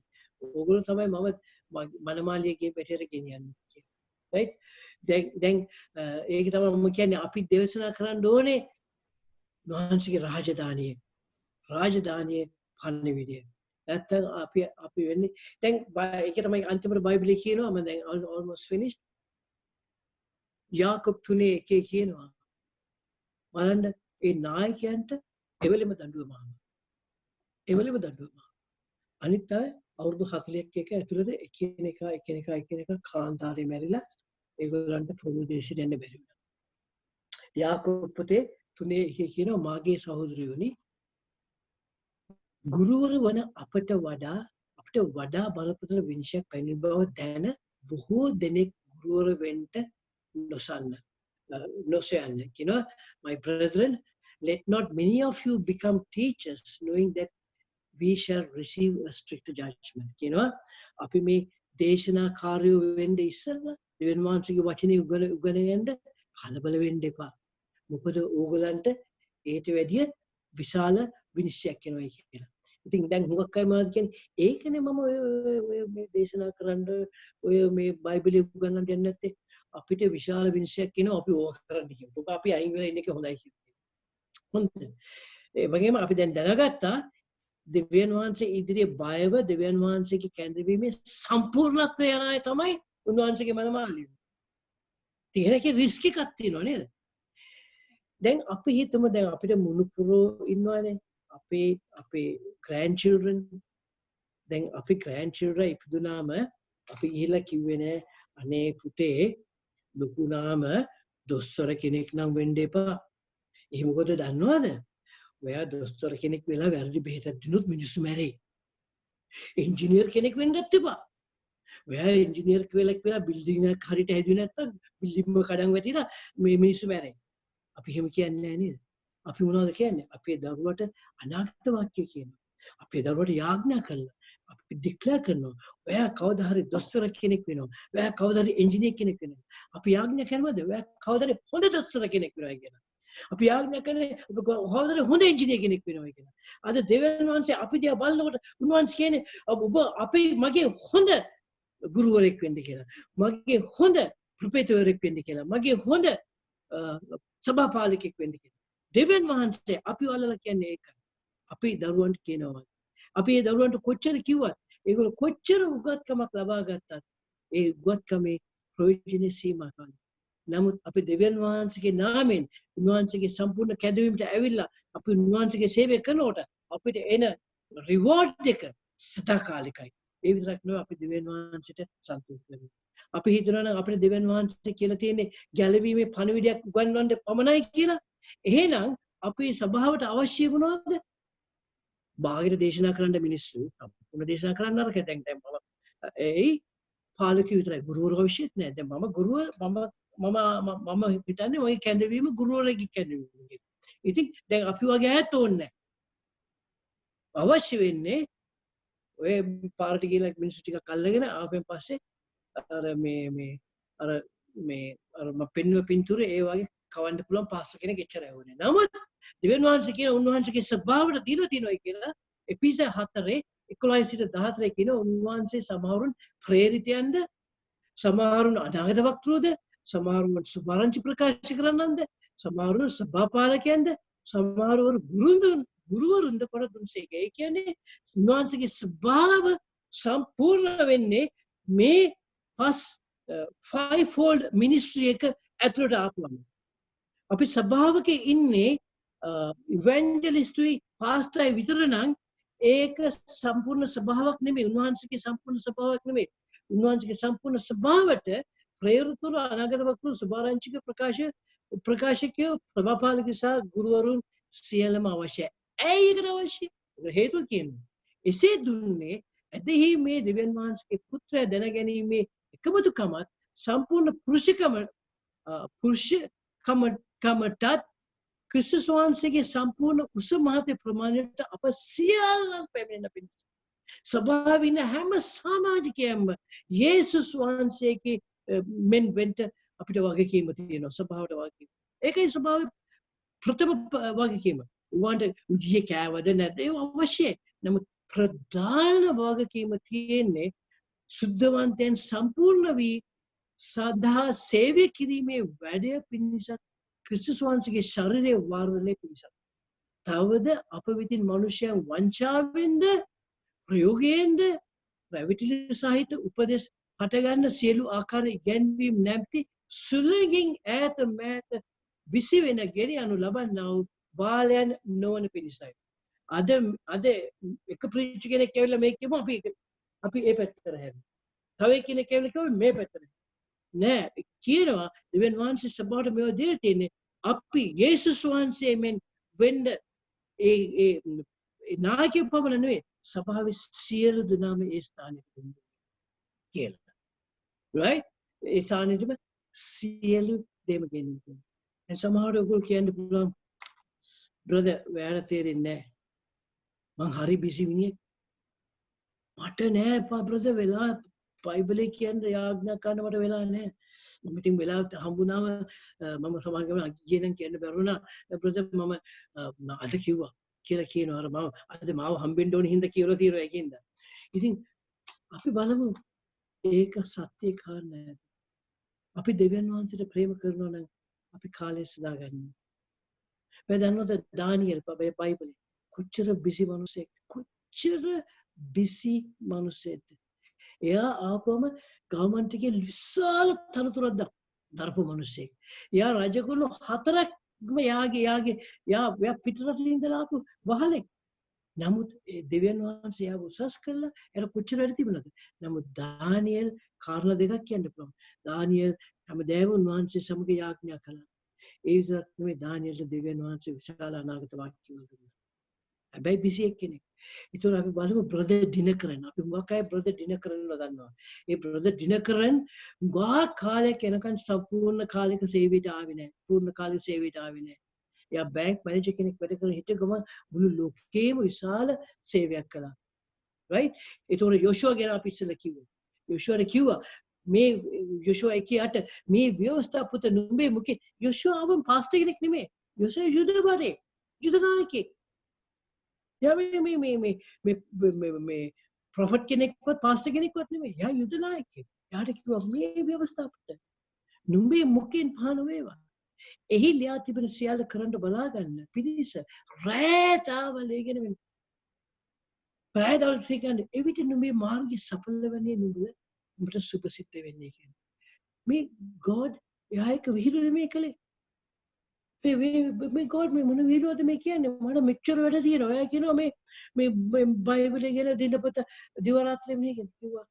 එයා බයිබලයේ කියන දිනපත මෙහෙ කළොත් මම ඔයාට පෙන්වන්න දෙනවා. මම ඔයාගේ සටන මම බාරගෙන අපි දෙන්නයි සටන ඉදිරියට යන්නේ. එහෙනම් දැන් good news එකක් තියෙනවා. හැම පණිවිඩයක්ම good news එකෙන් ඉවර කරන්න ඕනේ. ඒ good news එක තමයි ක්‍රියාපොතේ 2:16 සිට 19 දක්වා. ක්‍රියාපොතේ 2:16 සිට 19 දක්වා. කියනවා නමුත් මේ වනහයි අනාගත වක්තෘ යොවල් කරනකොට කියන ලද කාරණේ කෙසේද? අන්තිම දවස්වලදී කියන අපි දැන් ඉන්න කාලේ මාගේ ආත්මය සියලු මනුෂ්‍යයන් පිට වගුරුවන්නේ නෙමෙයි නුඹලාගේ පුත්‍රයෝද දූවරෝද අනාගත වාක්‍ය කියනෝය. නුඹලාගේ තරුණයෝද දර්ශන දකින්නෝය. නුඹලාගේ මහල්ලන්ද ස්වප්න දකින්නවා ඇත. එසේ ඒ දවස්වලදී මාගේ දාස දාසීන් කෙරෙහි මාගේ ආත්මය උපරයි කියන්නේ වැඩ කියන්නේ බෑ අනේ මම එච්චර උගත් කෙනෙක් නෙමෙයිනේ. පේතෘස් කොච්චර උගත් කෙනෙක්ද පවුල් එක බලනකොට. නමුත් පවුල් රිපෝට් කළේ පේතෘස්ට. පවුල්ගේ මේ ලොකු පාස්ටර් තමයි පේතෘස්. නේද? කියනවා දාස දාසීන් කෙරෙහි මාගේ ආත්මය උපරයි. ඔහු අනාගත වාක්‍ය කියන්නේ. තවද ඊට පස්සේ ඒගොල්ලන්ට පෙන්වන්න යනවා කියලා තියෙනවා මේ ලෝකේ වෙන දේවල්.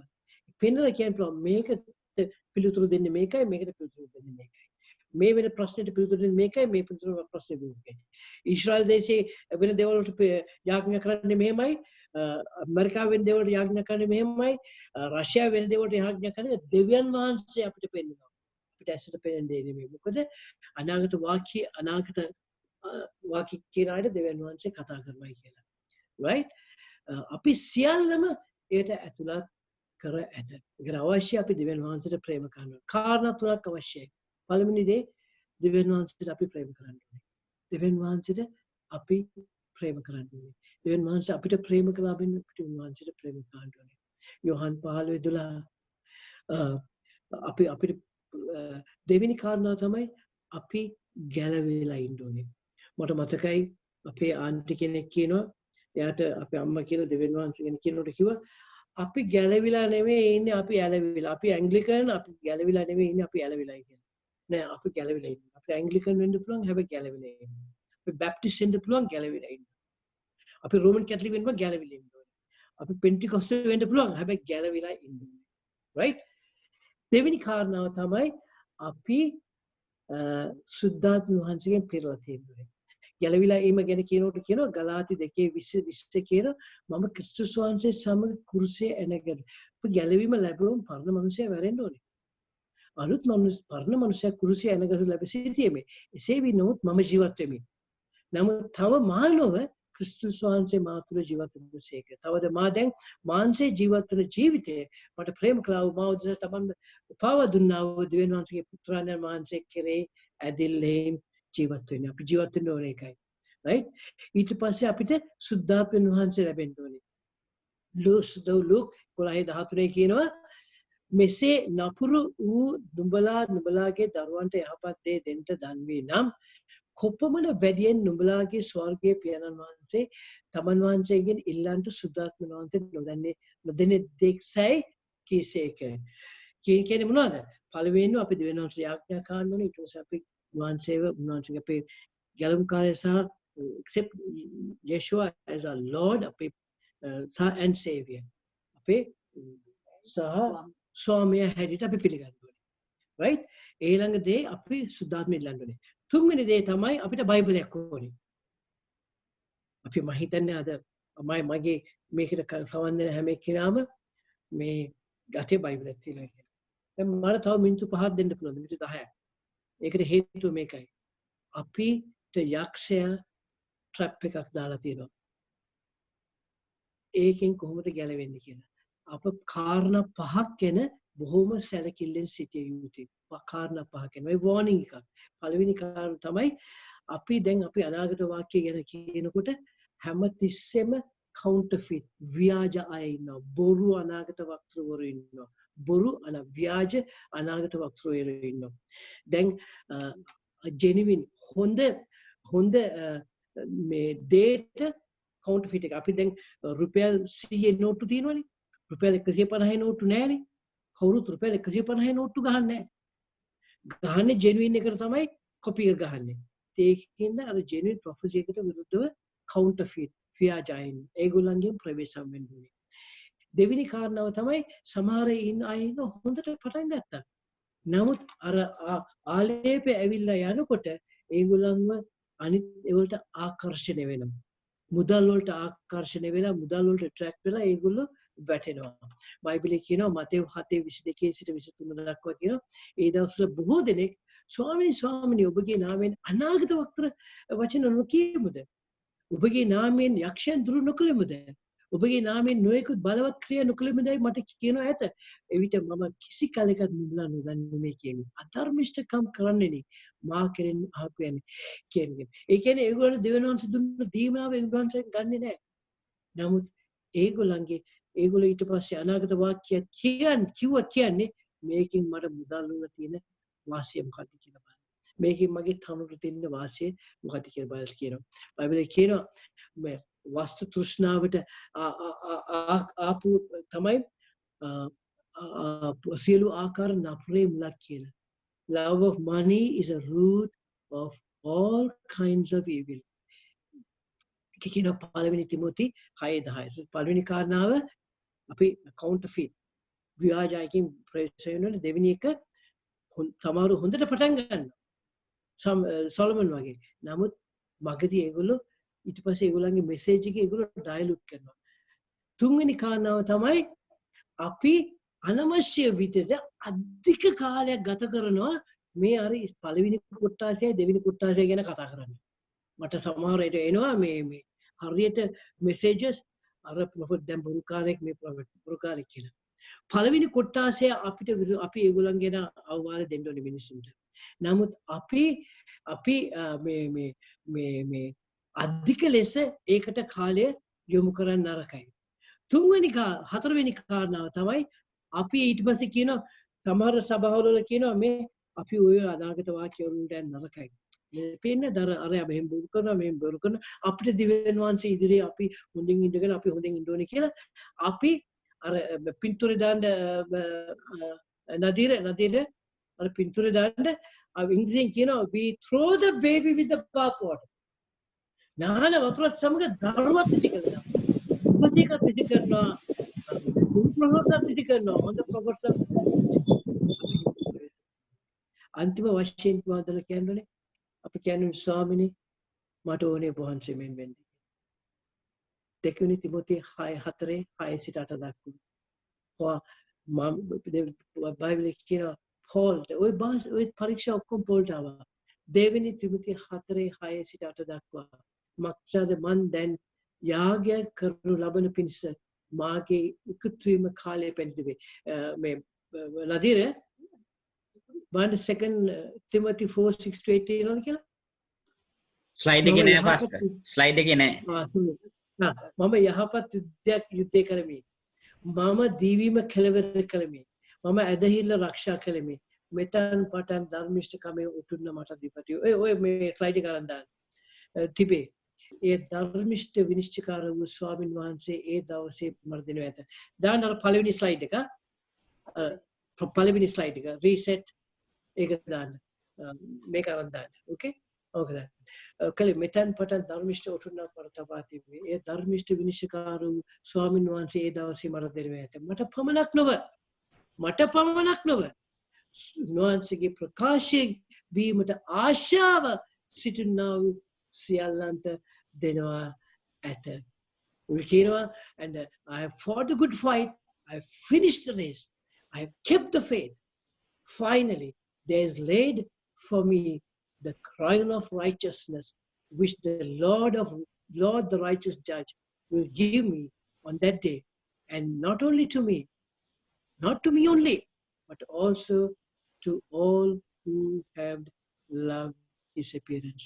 අපි දෙවියන් වහන්සේට ආදරේ නම් උන්වහන්සේගේ නැවත වීම ගැන අපි හුඟක්ම ආසාවෙන් වෙනවා. පළවෙනි තෙසලෝනිය 5:20 විතර කියනවා.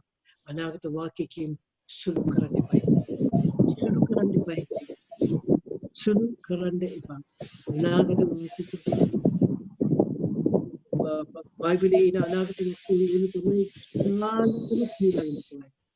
මතේ 5:12 කියන අනාගත තමයි විශාලම පීඩාවක් කියලා. මම ආඥා කරනවා අද අපි සියලු දෙනාම යේසුස් වහන්සේ මෙන් ආස කරන්න. අපි සියලු දෙනාටම දෙවියන් වහන්සේට ප්‍රතිම කැඳවීම. ඒ කැඳවීමට අපිට මඟ පෙන්වීම අවශ්‍යයි. අපි සියලු දෙනාම අද තීරණය කරමු අපිට ඉන්නේ කතා කරන දිව්‍යමාන දෙවියන් වහන්සේ කෙනෙක්. අපිට උන්වහන්සේ සමග කතා කරන්න පුළුවන්. මම දන්නවා ඒකත් අනවශ්‍ය විදිහට පාවිච්චි කරනවා. මට දෙවියන් වහන්සේ මෙහෙම කිව්වයි කියලා අපිට කියනවා. අපි අධෛර්ය වෙන්න එපා. අපි දෙවියන් වහන්සේ ඉදිරියේ පුද්ගලිකව. මොකද මම කවදා හරි දෙවියන් වහන්සේ ඉදිරියේ තනියම උන්වහන්සේට මුහුණ දෙන්නේ. ඒ වෙලාවට උන්වහන්සේ මට අනිත්‍යගේ ජීවිතය දිහා පෙන්වන්නේ නැහැ. උන්වහන්සේ විවෘත කරන්නේ නැහැ. මට දෙවියන් තුන කැඳවීම සහ උන්වහන්සේගේ වචනය. ඒ කැඳවීමේ සහ උන්වහන්සේගේ වචනය තුල යන්න අපි ලෑස්ති වෙන්න ඕනේ. අපි ජීවත් වෙන්නේ බොහොම භයානක කාලයක. මම ගෙස්සුමනේ එක දේව සේවකයෙක් සමග කතා කර ඉන්නකොට මම කිව්වා මේ දවස්වල වචනේ හිඟ වචනේ ෆේමින් සාගතයක් එන්නේ යනවා කියලා.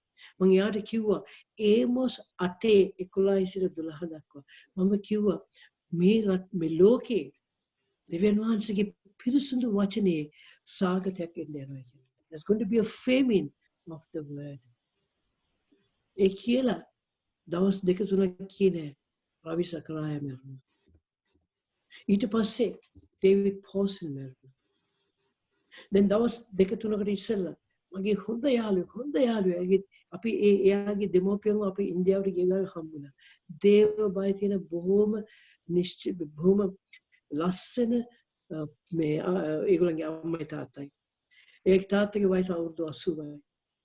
එදා මම හිතන්නේ දැන් දවස් දෙකකට ඉස්සෙල්ලා ඒගොල්ලන්ගේ තාත්තයි අම්මයි සාමාන්‍යයෙන් රැට ඒගොල්ලෝ එකතු වෙලා එදෙන්න එකතු වෙලා දැන් මේ දවස්වල ලොක්ඩවුන් හින්දා ඒ දෙන්න ගෙදර ඉන්නවා තව සේවිකෙක් කියන බලාගන්න ඒගොල්ලන්ව ඒගොල්ලෝ හැමදාම ටීවී එක දාලා ක්‍රිස්තියානි ප්‍රෝග්‍රෑම් බලලා යාඥා කරලා බුදියා ගන්නවා. එදා තාත්තා කිව්වලු අද අපි ප්‍රෝග්‍රෑම් එක බලන්නේ ඔයයි මමයි කතා කරලා යාඥා කරමු කියලා. 5 මාරේ ඉඳලා 9 වෙනකන් ඒගොල්ලෝ ඉඳගෙන ඒගොල්ලෝ එක්කෙනෙක්ට කතා කරලා යාඥා කරලා තාත්තා නැගිටලා ගියලු කාමරෙට. ගිහිල්ලා ඇඳේ හේතුණා එතරම් මැරුණා. මම දැනගත්තා. දෙවියන් වහන්සේ අපේ හුස්ම අපේ කුවෙලාවේ අපෙන් යනවත් නැහැ. යාඥා කරු මේ කාලේ උන්වහන්සේ අපි සියලු දෙනාටම කැඳවීමක් දීලා තියෙනවා. සියලු දෙනාටම අනිත් අය දිහා බලන්න. මට එදින නිතරම කියන දෙයක් තමයි අපි අනිත් අය කරන්නේ මොනවද නොකරන්න කියන එක දිහා වැඩිපුර බලන්න එපා. ඒ බැලුවොත් එම හරියට අර පේත්‍රුස් වටපිට බලපෑටිය මුහුද ගිලින්න පටන් ගත්තා. අපිට දීලා තියෙන කැඳවීම ඉදිරියට යමු. මොකද අපි කවදාකවත් මැරෙන්නේ නැහැ. අපි කවදාවත් මැරෙන්නේ නැහැ. බයිබලයේ කියනවා ස්ටීවන්ව ගල්වලා මරනම බයිබලයේ කියනවා ඔහු නින්දට ගියා කියලා. And he fell asleep.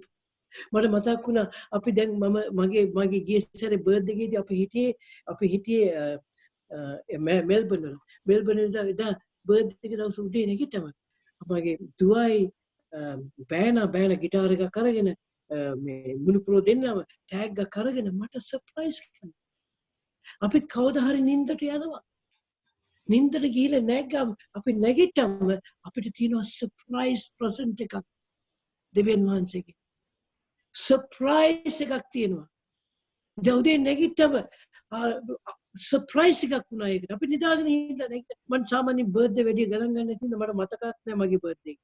මම දන්න අය දන්නවා මම බර්ත්ඩේ එක මතක් කළොත් මිසක් මම දන්නේ නැහැ මගේ බර්ත්ඩේ එක.